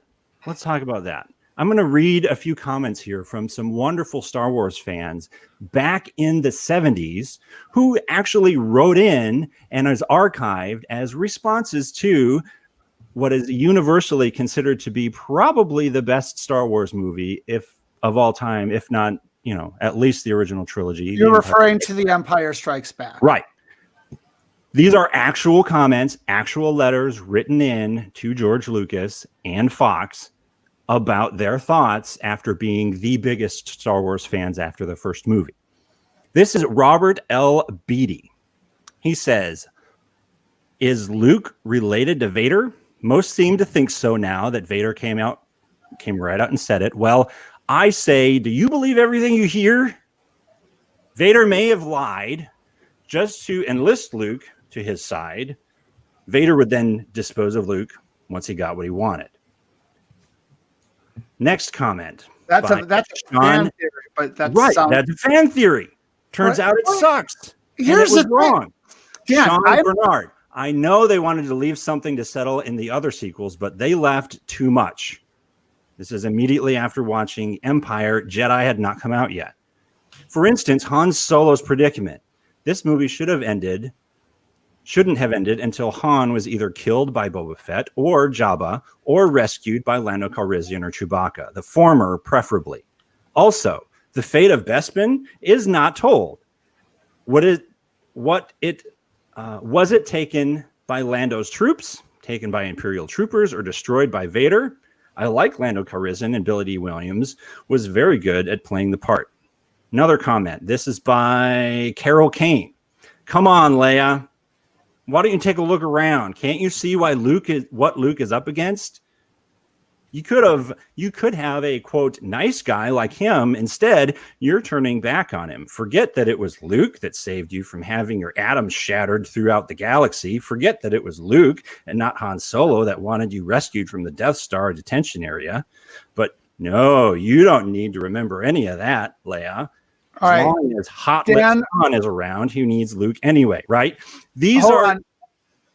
People are mad because of the way that the film ended and it didn't go in the direction they wanted it to. Now imagine for a second that those plot points that people had a problem with were left at the end of the movie and then Jedi comes in and doesn't explain or pay off any of that at all. Right, and that's why leaves people pissed off. That's why I'm pissed off, because they did a horrible job at sticking the landing in Rise of Skywalker. Of Rise of Skywalker. Absolutely. And that's why I want something new. And I want it all. I want to see something new because of that. Bobby, I get my point of all of this is to say it is about filling in the details, and hindsight is 2020 when explaining this stuff. Star Wars does this all the time. All the time. All the plot holes of the prequel trilogy, the cartoons and all the animated series and all of that stuff filled in the gaps, filled in the details. Everything between Clone Wars and Revenge of the Sith, right? Tons of time. They filled it all in. Disney knew they had a turd making Rise of Skywalker because they had so many modules. It was pick your own choose adventure. They chose so many different things. They kept having test audiences watch the movie and they kept modifying it. I get that, Bobby, but it's still Star Wars. It is what it is. It's what we got. And now they're going to fill in the details and make sense of it so we can appreciate it more, just like every other Star Wars movie that's ever come out. Christian, you've had your hand raised for forever. Yes. Not a single one of those complaints that you just read off was complaining about Empire not living up to something A New Hope set up. Every single one of those. I got a whole nother letter if you want. Every single one of those with somebody's issues with just the way that it was left at the end of the movie. Dear Mr. Lucas, I'm the biggest Star Wars fan in the galaxy, but maybe no more. I just saw Empire Strikes Back, and I am writing you now to let you know that because of your movie, I don't want to play Pac-Man anymore. Rubik's Cubes don't capture my imagination anymore, and I'm putting away my Kenner action figures. Empire Strikes Back ruined everything for me. You took all that was great about Star Wars and threw it into the trash compactor. If you want to keep the fans of Star Wars, I have a list of questions for you, Mr. Lucas, and I demand some answers. Bobby's doing a dramatic reading of it, right? Okay. So let's start with the big question. Luke Skywalker is Darth Vader's son? Okay, pause. How does that even work? That has nothing to do with anything that was said. That was not them not setting. That would be like if for example, that would be like if New Hope says, "Oh, Luke, I'm your father," and then Empire comes out and doesn't address it at all. That's what I'm saying. You're not even letting me finish the letter, Bobby. Come on, you guys let me finish. Mixing us up, Christian. Let me finish. I'm talking to all of you. Let's just start with a big question. Luke Skywalker is Darth Vader's son. How does that even work? Darth Vader doesn't even have a zipper in his pressurized spacesuit. When I saw Star Wars, I felt like I could have been Luke Skywalker, and a nobody farm boy who dreams of more. But now he's the descendant of the biggest evil in the galaxy. He went from the everyman to someone, a kind of chosen heir to the Force. I guess we, the everyday people, just have to wait and find out that we are someone special in our own way. I don't know about. I also don't understand how Ben can suddenly be a ghost now and just show up to move the story along. How does the Force work anyway? It doesn't make scientific sense.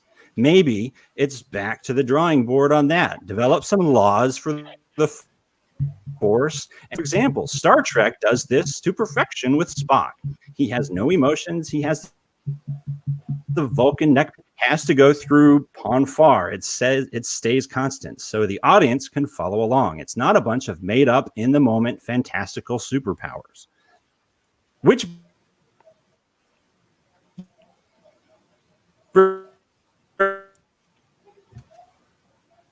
is it lagging, Chris? Yeah, Dan cut off. Did I cut out? Am I there? Yeah. Are you still with me? Yep. Okay. You're working on it. This undermines Darth Vader because if he hunted down the Jedi, he didn't really do a very good job of it. Also, if Yoda is such a powerful Jedi Master, why doesn't he just go fight Vader himself instead of hiding out in a swamp? Seems unrealistic to me that someone so wise would send Luke off to go fight Darth Vader. And he barely teaches Luke anything. He can lift some rocks. Where's the lesson on controlling the weak-minded? Where's the lightsaber training? And what's going on with the cave Luke goes into? The scene made me think that Luke had a twin brother who was Darth Vader. That would have even been interesting. Not as I've already covered being Luke's father, right? So this is all from the mind of someone who saw Empire immediately after the first Star Wars movie, and he's angry and upset because he felt like it was moving the core of what he loved about the original movie which one direction. Which one of those complaints was an issue with something the first movie addressed that the second didn't follow through on? Which one? All of it. Not single one. Now, every single one of those issues was an issue with the second movie as a whole. Aside from the everyman who turned out to that's right. not Bingo. Aside from that one. But that's not what the first movie was teaching to. No, they never said that he was only an everyman. They never once did they say he's irrelevant and then made him important. Christian, this is all about someone who went into the first movie, felt like they connected with it personally and loved it, and then were left extremely disappointed with a lot of plot holes and not knowing how to fill them in, and thus they didn't like the movie. But then Jedi came around and filled in all the gaps, and you go back and watch it, and now it's the best of the trilogy. But that's completely different than a person having an idea and it not following through, and the movie giving you an idea and then not following through, which is exactly what happened with The Last Jedi. The Force Awakens told us what to expect. No, and then The Last Jedi, yes, it did. It gave us all of these things that said The Last Jedi did exactly what Empire did, which was leave your expectations at the door. We're going in a different direction. The Empire perfectly follows the story that A New Hope sets up. Only because Return of the Jedi stuck the landing and filled that's how a trilogy works. Right. A trilogy works. It's not the fault of The Empire Strikes Back, and it's not the fault of The Last Jedi. It is all about the rise of Skywalker. Jedi breaks the story. And The Last Jedi. Dude. The Last Jedi breaks the story. You have a story in Rise of Skywalker. Can I ask something real quick? No.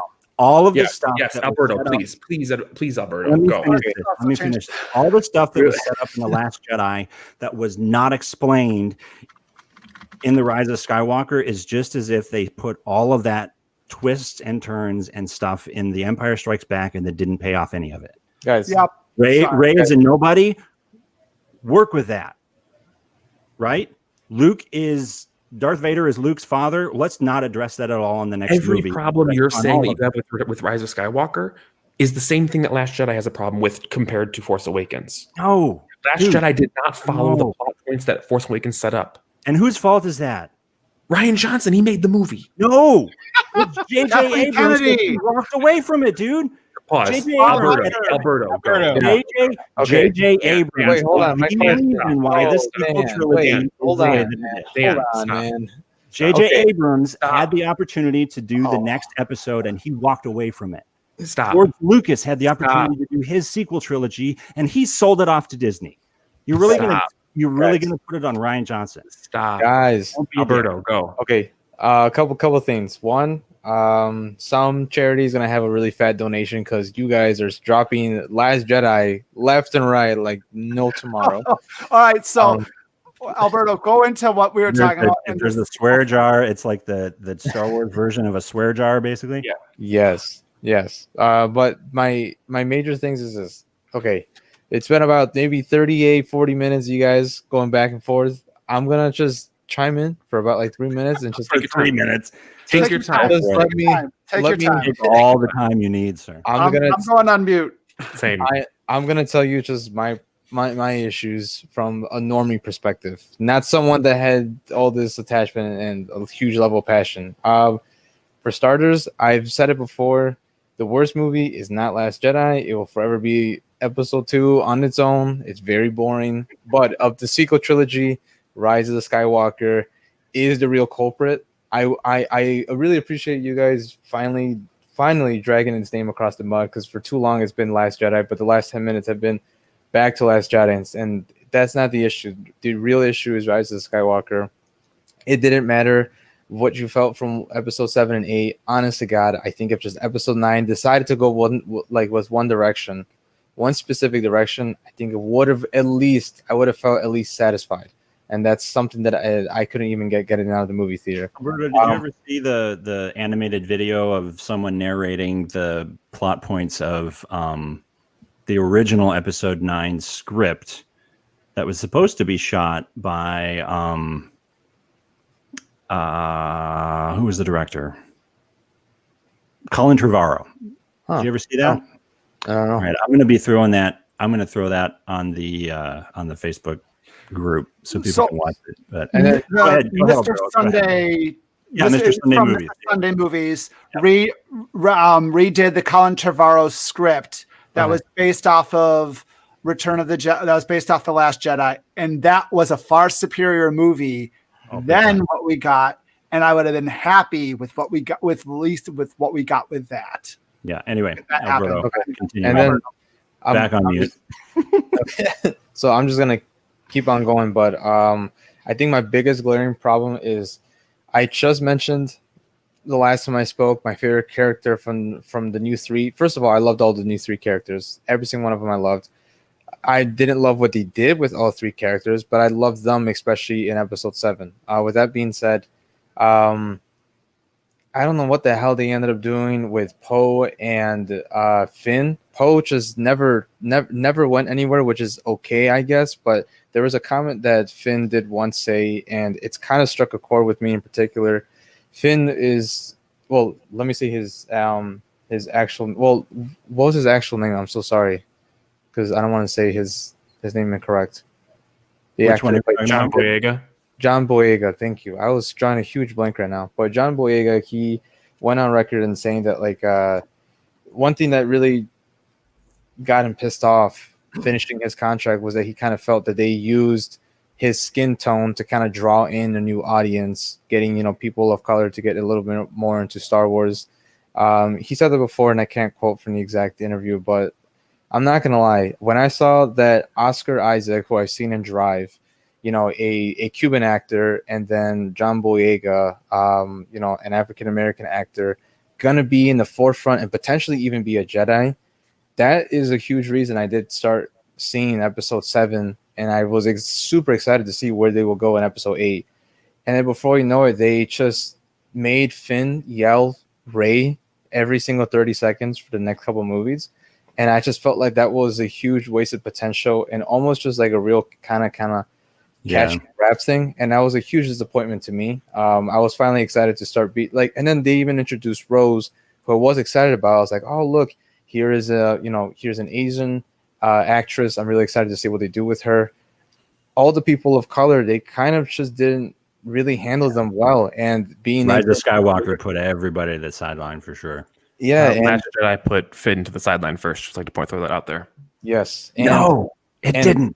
Hold on. And then, with all that being said, though, I will say there was a kind of like I kind of felt bamboozled a little bit, and that's probably been my biggest gripe for sure. And my saving grace that I kind of kept telling myself, I'm like, well, so far right now they've been painting Rey as she is a nobody. She's not attached to the Skywalker, bloodline. I'm so excited for that. Stick it with that. And then lo and behold, it's like, no, you're the granddaughter. And then that was another big thing. I was like, okay, so you didn't give any of the actors of colors and actresses of color any real moment to shine. You didn't even get. You didn't even let like the female actress really stand on her own. She has to be connected again to Skywalker. They have to be connected. And it was it was such a huge bummer, because those are the two things I was most excited about, regardless of what story and what arc we finished with Luke and Leia and Han Solo.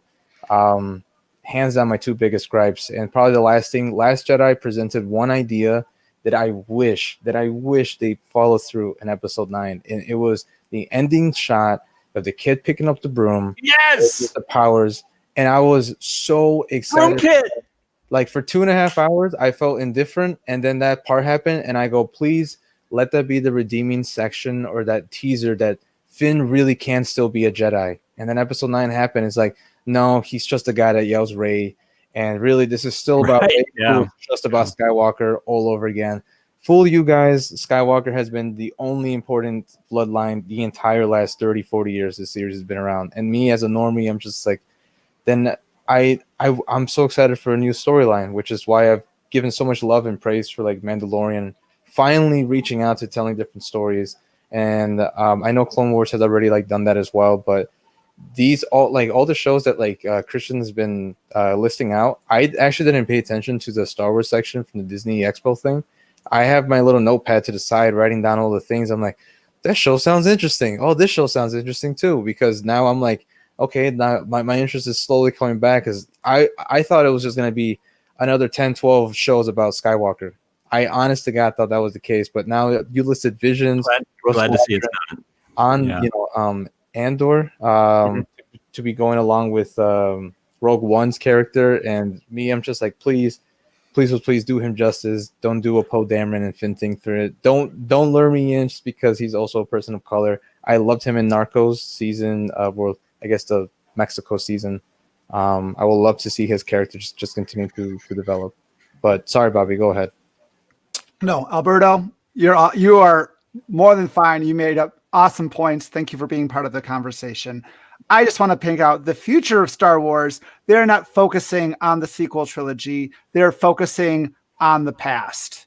All right. Right. That's so they got to fill in all the details of how they got to that point. What they're if they were going to make money, they were going to make future movies off these characters, and they're throwing them away. That's how bad it is. They're not even throwing them away. Yeah.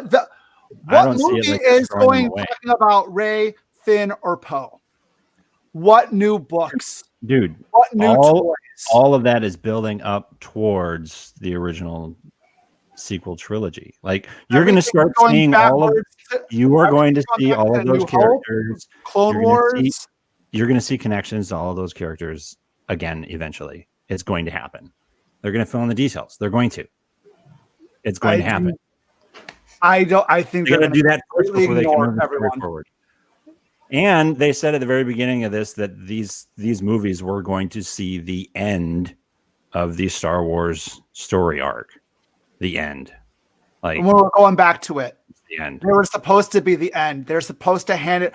The original point of the sequel trilogy was to hand it off to another generation, and the Rise of Skywalker pissed all over it and said, no, we're going back to the past. Yeah, they brought the Emperor in and made that pretty clear, I think. Yes. I would like to bring up his last point. I feel go ahead, Alberto. No. I was going to say, could you bring up your last point, and then could we, with the last few minutes, can we all talk about like whatever our most anticipated show from the entire? Good call. I would like to make a clarification because I think my point here has been muddled. Okay, the Rise of Skywalker is by far and away a horrible movie, and is mainly responsible for the bitter taste in most of our mouths as to this lasting arc of the trilogy. I am 100% agreement with you on that. I think that movie, if it had just stuck to what Last Jedi had tried to set up, yes, it would have been a massively better film, and I agree with you on that. But my main point that I'm trying to make is that if The Last Jedi had stuck to what Force Awakens had tried to build, it wouldn't have given you the opportunity for Rise of Skywalker to be bad, because a large majority of Rise of Skywalker's faults are because they tried to retcon and correct things from The Last Jedi. Totally agree with you on that, which is why they shouldn't have brought J.J. Abrams back to try and finish the series. I think we can all agree on that. Like, it's like if they had done the 3 directors, 3 visions mode and just let them build off of each other. That would have been completely fine.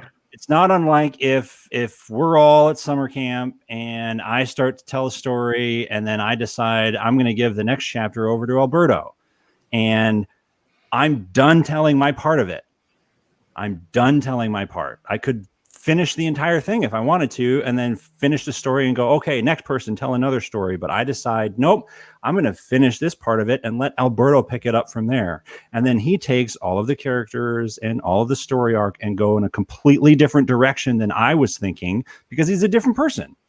And he's got a different way of looking at all of these characters that were created, and there are different points that were more important to him than they were to me, right? And then he makes his portion of the story, finishes it, and everybody else is like, the hell was that? And instead of giving it over to Bobby to wrap everything up with his own fresh take on it and his own perspective and his own way of looking at all of the things that he thought was important and finishing it out, and instead you give it back to me to be like, yeah, screw you. You forgot this and you forgot that. And now I got to try and clean all of this stuff up, instead of having a fresh perspective, putting both my story and Alberto's story into it and making something new for another chapter. It's bringing me back in to try and steer it back to what I originally wanted it to be. Well, that's on me for letting go of the story and letting Alberto take it over. That's not on Alberto for screwing things up. That's on me. So you admit Ryan Johnson screwed things up? No. I'm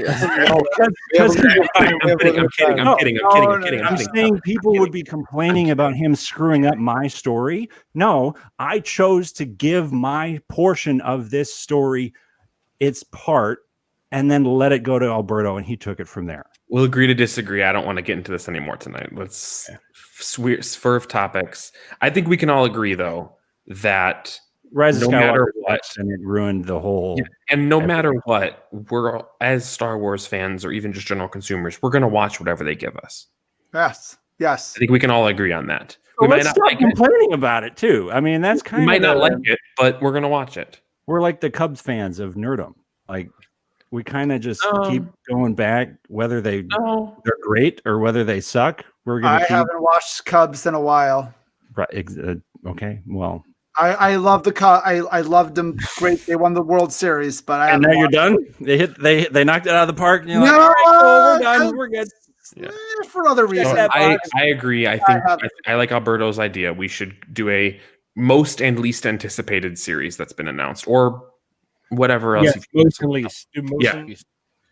All right. Alberto, you should go first. Yeah, I agree. What's your idea? Yes. It's a bit of a Everybody's tie. saving it for I'm not last. gonna lie. So I only knew about like maybe like 1 or 2 of the shows. Christians has listed out the other 10 or 12 of them. Yeah, there's 12 total. Okay, so the other 10. So I wrote down my little bits of notes. It's a bit of a tie. If Childish Gambino or Donald Glover comes back and plays Lando, I'm sorry, I'm gonna have to say that one for sure. I don't even care what the writing is, but I love him acting in Atlanta, and I love him how he was in Spider-Man. So I would just love to see more of him. But since that's not confirmed, the only one that is confirmed, I would say, is going to be Visions, mainly just because it's the one that's piqued my interest the most, and it's also the one with the least amount of details. yeah, I think the idea of just having a, just like the whole Eastern animation just coming to play, it sounds like a huge, interesting take, and my ears are perked. My eyes are definitely set towards it. One thing that I'm like really excited about is that they haven't even listed out what studios are going to be working on these 10 short films. I'm hoping and I'm anticipating that like Wit Studio or Pero or UFO Table are going to be working on them. I know these are names that maybe not everyone knows of, but they know their works. These are the studios that worked on like Attack on Titan, Naruto, the Fate series, Demon Slayer, Great Pretender. These are all huge names in like the entire like anime world. So if any of those studios end up working on these things, man, I'm super all for it. But yeah, it's definitely gonna be a huge runner up with Lando. I love Childish. Hey, Alberto, I just looked this up. So Justin Seaman, the writer, producer, and director of Dear White People, is creating the Lando Calrissian series. Oh, I didn't know. I haven't seen that show, but my girlfriend Ariella has, and she's spoken good things of it. So I'll put my trust in her words, and maybe I'll check out the show then too. And Joe, I have watched Community actually. I totally forgot. A great show. He was in that for like the first few seasons, I believe, and then Donald Glover. Yeah, Donald Glover. He was in 1 through. I think he left at like the beginning of season 5. That's what I thought it was. Yeah. Yeah. Troy, I know that in the morning. what's your least nerdy character in that too? I love it. Oh, my least favorite one. Oh shoot! Can you remind me really quick what that Acolyte one was? So that's the one set in the High Republic era. It's a mystery thriller, potentially following like the dark side. Oh, okay. And then the Willow one? Willow is actually not a Star Wars film. Or okay, it's under the rights of Lucasfilm. So I don't know. I guess least excited. Listen, I'm not gonna lie. I don't know anything about Ahsoka. I just know her from the one episode of Mandalorian. I thought she was badass. So I'm excited for that. I'm excited for Andor. If I had to pick one, I'm sorry, I'm gonna have to say Droid Story, mainly because I'm not the target audience. You said it's gonna be led with C-3PO and R2. I'm sorry, original fans, but the second you said C-3PO is gonna be a main star again, and my least favorite of the original trilogy is Episode 6 because 30 minutes is taken to C-3PO being the king of the Ewoks. I can't handle him for 30 minutes. I'm not gonna be able to handle him for an hour and a half with this story. I never understood. That's hilarious. Why they focused on him for so long, and the Ewoks like just for 30 straight minutes. That was too much for me. So hilarious. That one. All righty, Bobby. I'm pumped for Ahsoka and Obi-Wan Kenobi. I've seen Clone Wars, Rebels. I'm pumped for Ahsoka.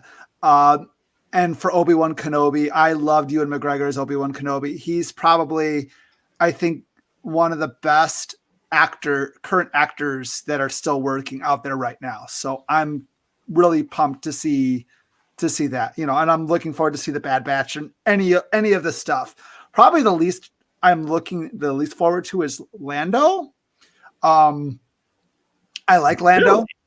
Yeah, I like Lando. I like Donald Glover in Solo, a Star Wars movie. I thought it was fun. I liked the direction they went with him. That he was not a polymorph, but what was it?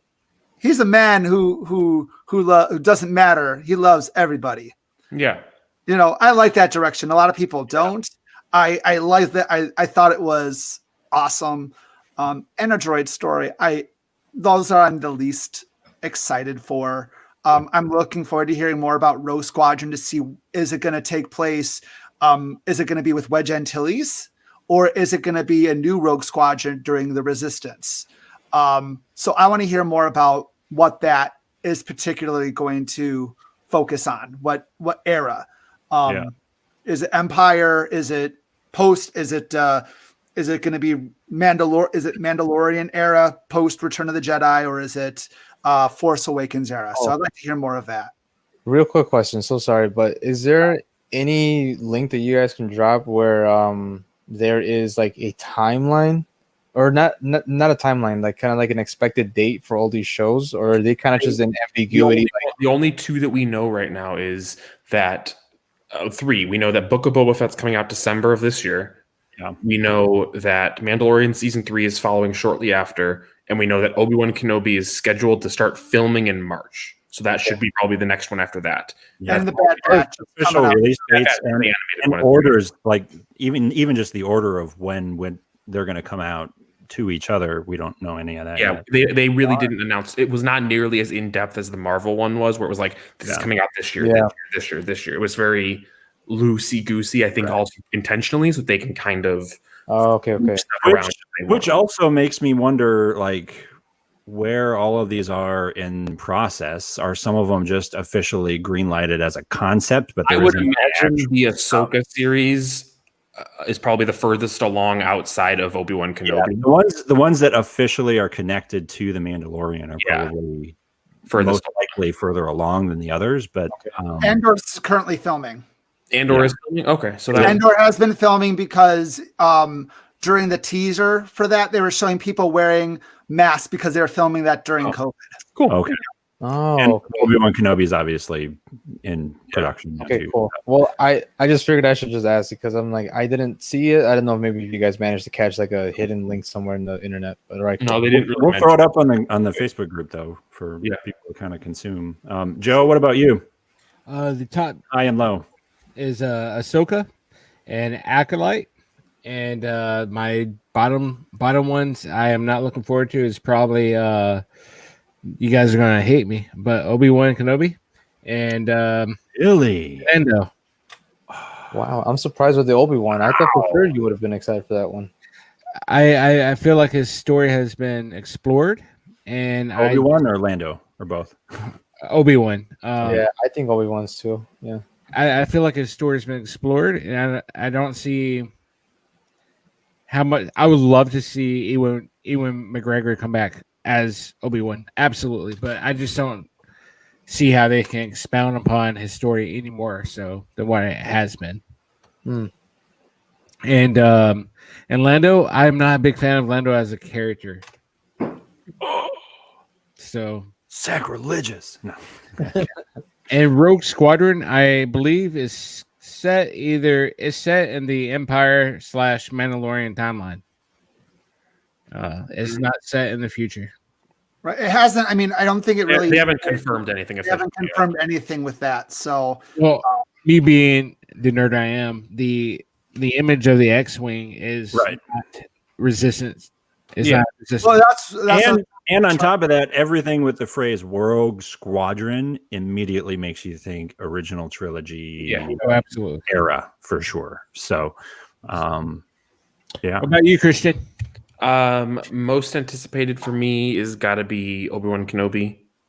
I was excited for that show. It could have just been 10 episodes of Ewan McGregor walking through the desert with a 10-year-old Luke Skywalker on his back like Yoda.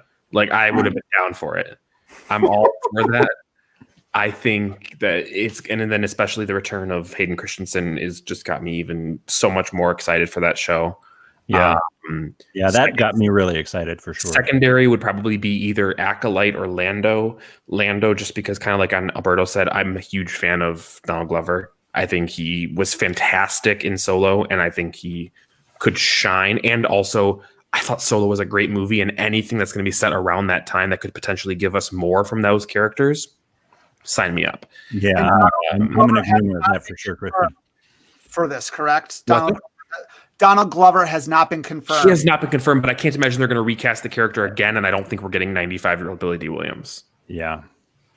And I also think Donald Glover isn't officially in talks with anything involving Marvel, even though he made an appearance. He was in Spider-Man Homecoming. Homecoming. And theoretically, his character is a villain.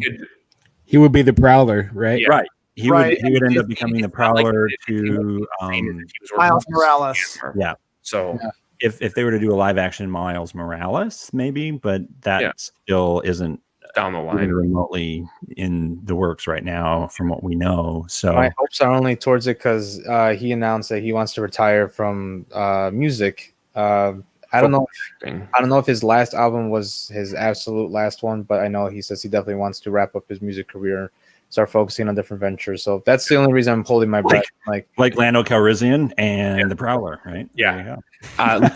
Least anticipated for me would be a tie between A Droid Story and Bad Batch.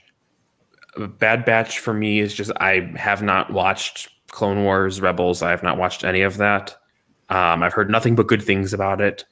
But so that's the one for me. I just have no attachment to any of those characters. It means basically nothing to me. And A Droid Story, I think we all know why nobody's excited for that one. Yes. 2-3PO. All right, Dan. Dan, finish it up. The one that I am least looking forward to is A Droid Story, for sure. And kind of to go along with thematically why Joe doesn't like the Obi-Wan Kenobi, I think C-3PO and R2-D2 story has been told. Yeah. Like, come on. Like, let's. To be fair, it is going to have a new droid, okay, but no. Like, let's move on. The droids are not supposed to be lead characters in anything Star Wars. Not the show we're looking for. This is not the show you're looking for. And as far as stuff I'm looking forward to the most, I would say Book of Boba Fett. Oh yeah, and the Acolyte. Those are the two. Maybe I'm just a psychopath who loves all the dark villainy side of things, but yeah, those ones are the most intriguing to me because I feel like Boba Fett as a character has been teased enough in the canonical stuff, but never really given his full story. And so with removing all of the Legends stuff that was made out for him, I feel like, people love his character and he's a badass and he's a terrible person that you want to root for. So yeah, let's work with that. And if anybody talks crap about Tamir Morrison, a 60-something-year-old man playing Boba Fett just because he's a little overweight, watch the last few episodes of Mandalorian, and you'll see he'll kick your ass. I don't want to hear anybody call him Boba Fett. That's just ridiculous. Boba Fett? Who's calling him Boba Fett? A lot of people. No, he's out of shape. He shouldn't be playing Boba Fett. No, he's just a 60-something-year-old man doing all of his own stunts. Right. Yeah. And get out of here, doing a kick-ass job. And the Acolyte, I love that because like I had said earlier in the episode that I think it just has the most opportunity for the most fresh Star Wars stuff that isn't tied to any of this other stuff. So, those are mine.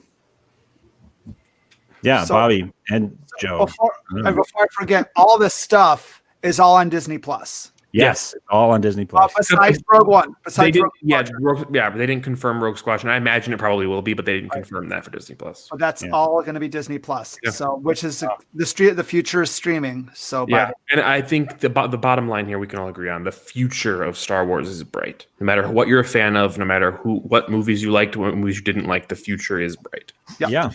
I want to make a bet. Okay, I'll make a bet. Let's do it. Gosh, of course you do. $50. Okay. They reset. Oh my god. Sequels. They reset the sequels. You're going to bet $50 that they'll reset the sequels. See, here's where Christian, before you shake your hand, already did. There's no chance in hell. There has to be. Disney is not going to admit they made a mistake. No, but here's the deal, Christian. You just shook your hand on something that has no timeline to it whatsoever. I was going to say in the next 3 years.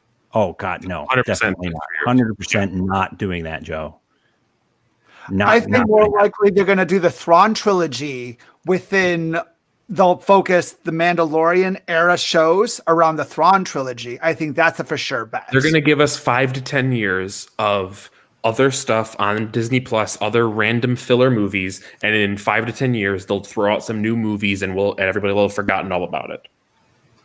You think by 2024 the entirety of the sequel trilogy will be wiped from existence? Yep. I will gladly take your money, sir. So are we going to wait till December 2024 or are we going to wait till January 2024?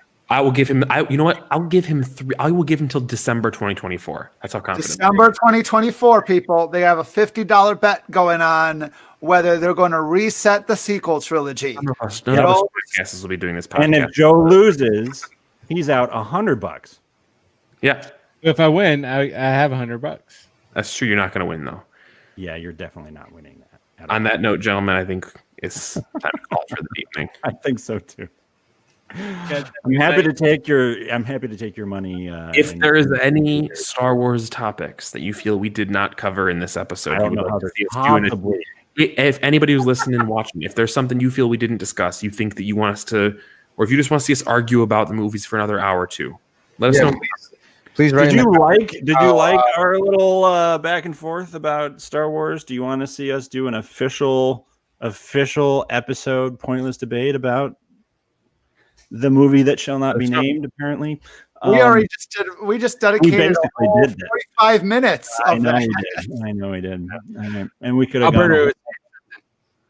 Oh yeah, I was gonna say, make sure to write in the comments and letting Dan know and Joe know and Bobby know that Shadow of Empire is only good with nostalgia glasses on.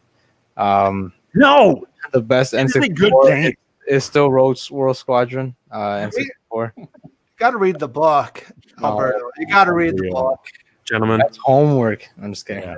Have a good night. Homework. We don't want homework on here. We want something that's fun. Yeah. All right. Have a good night, everyone.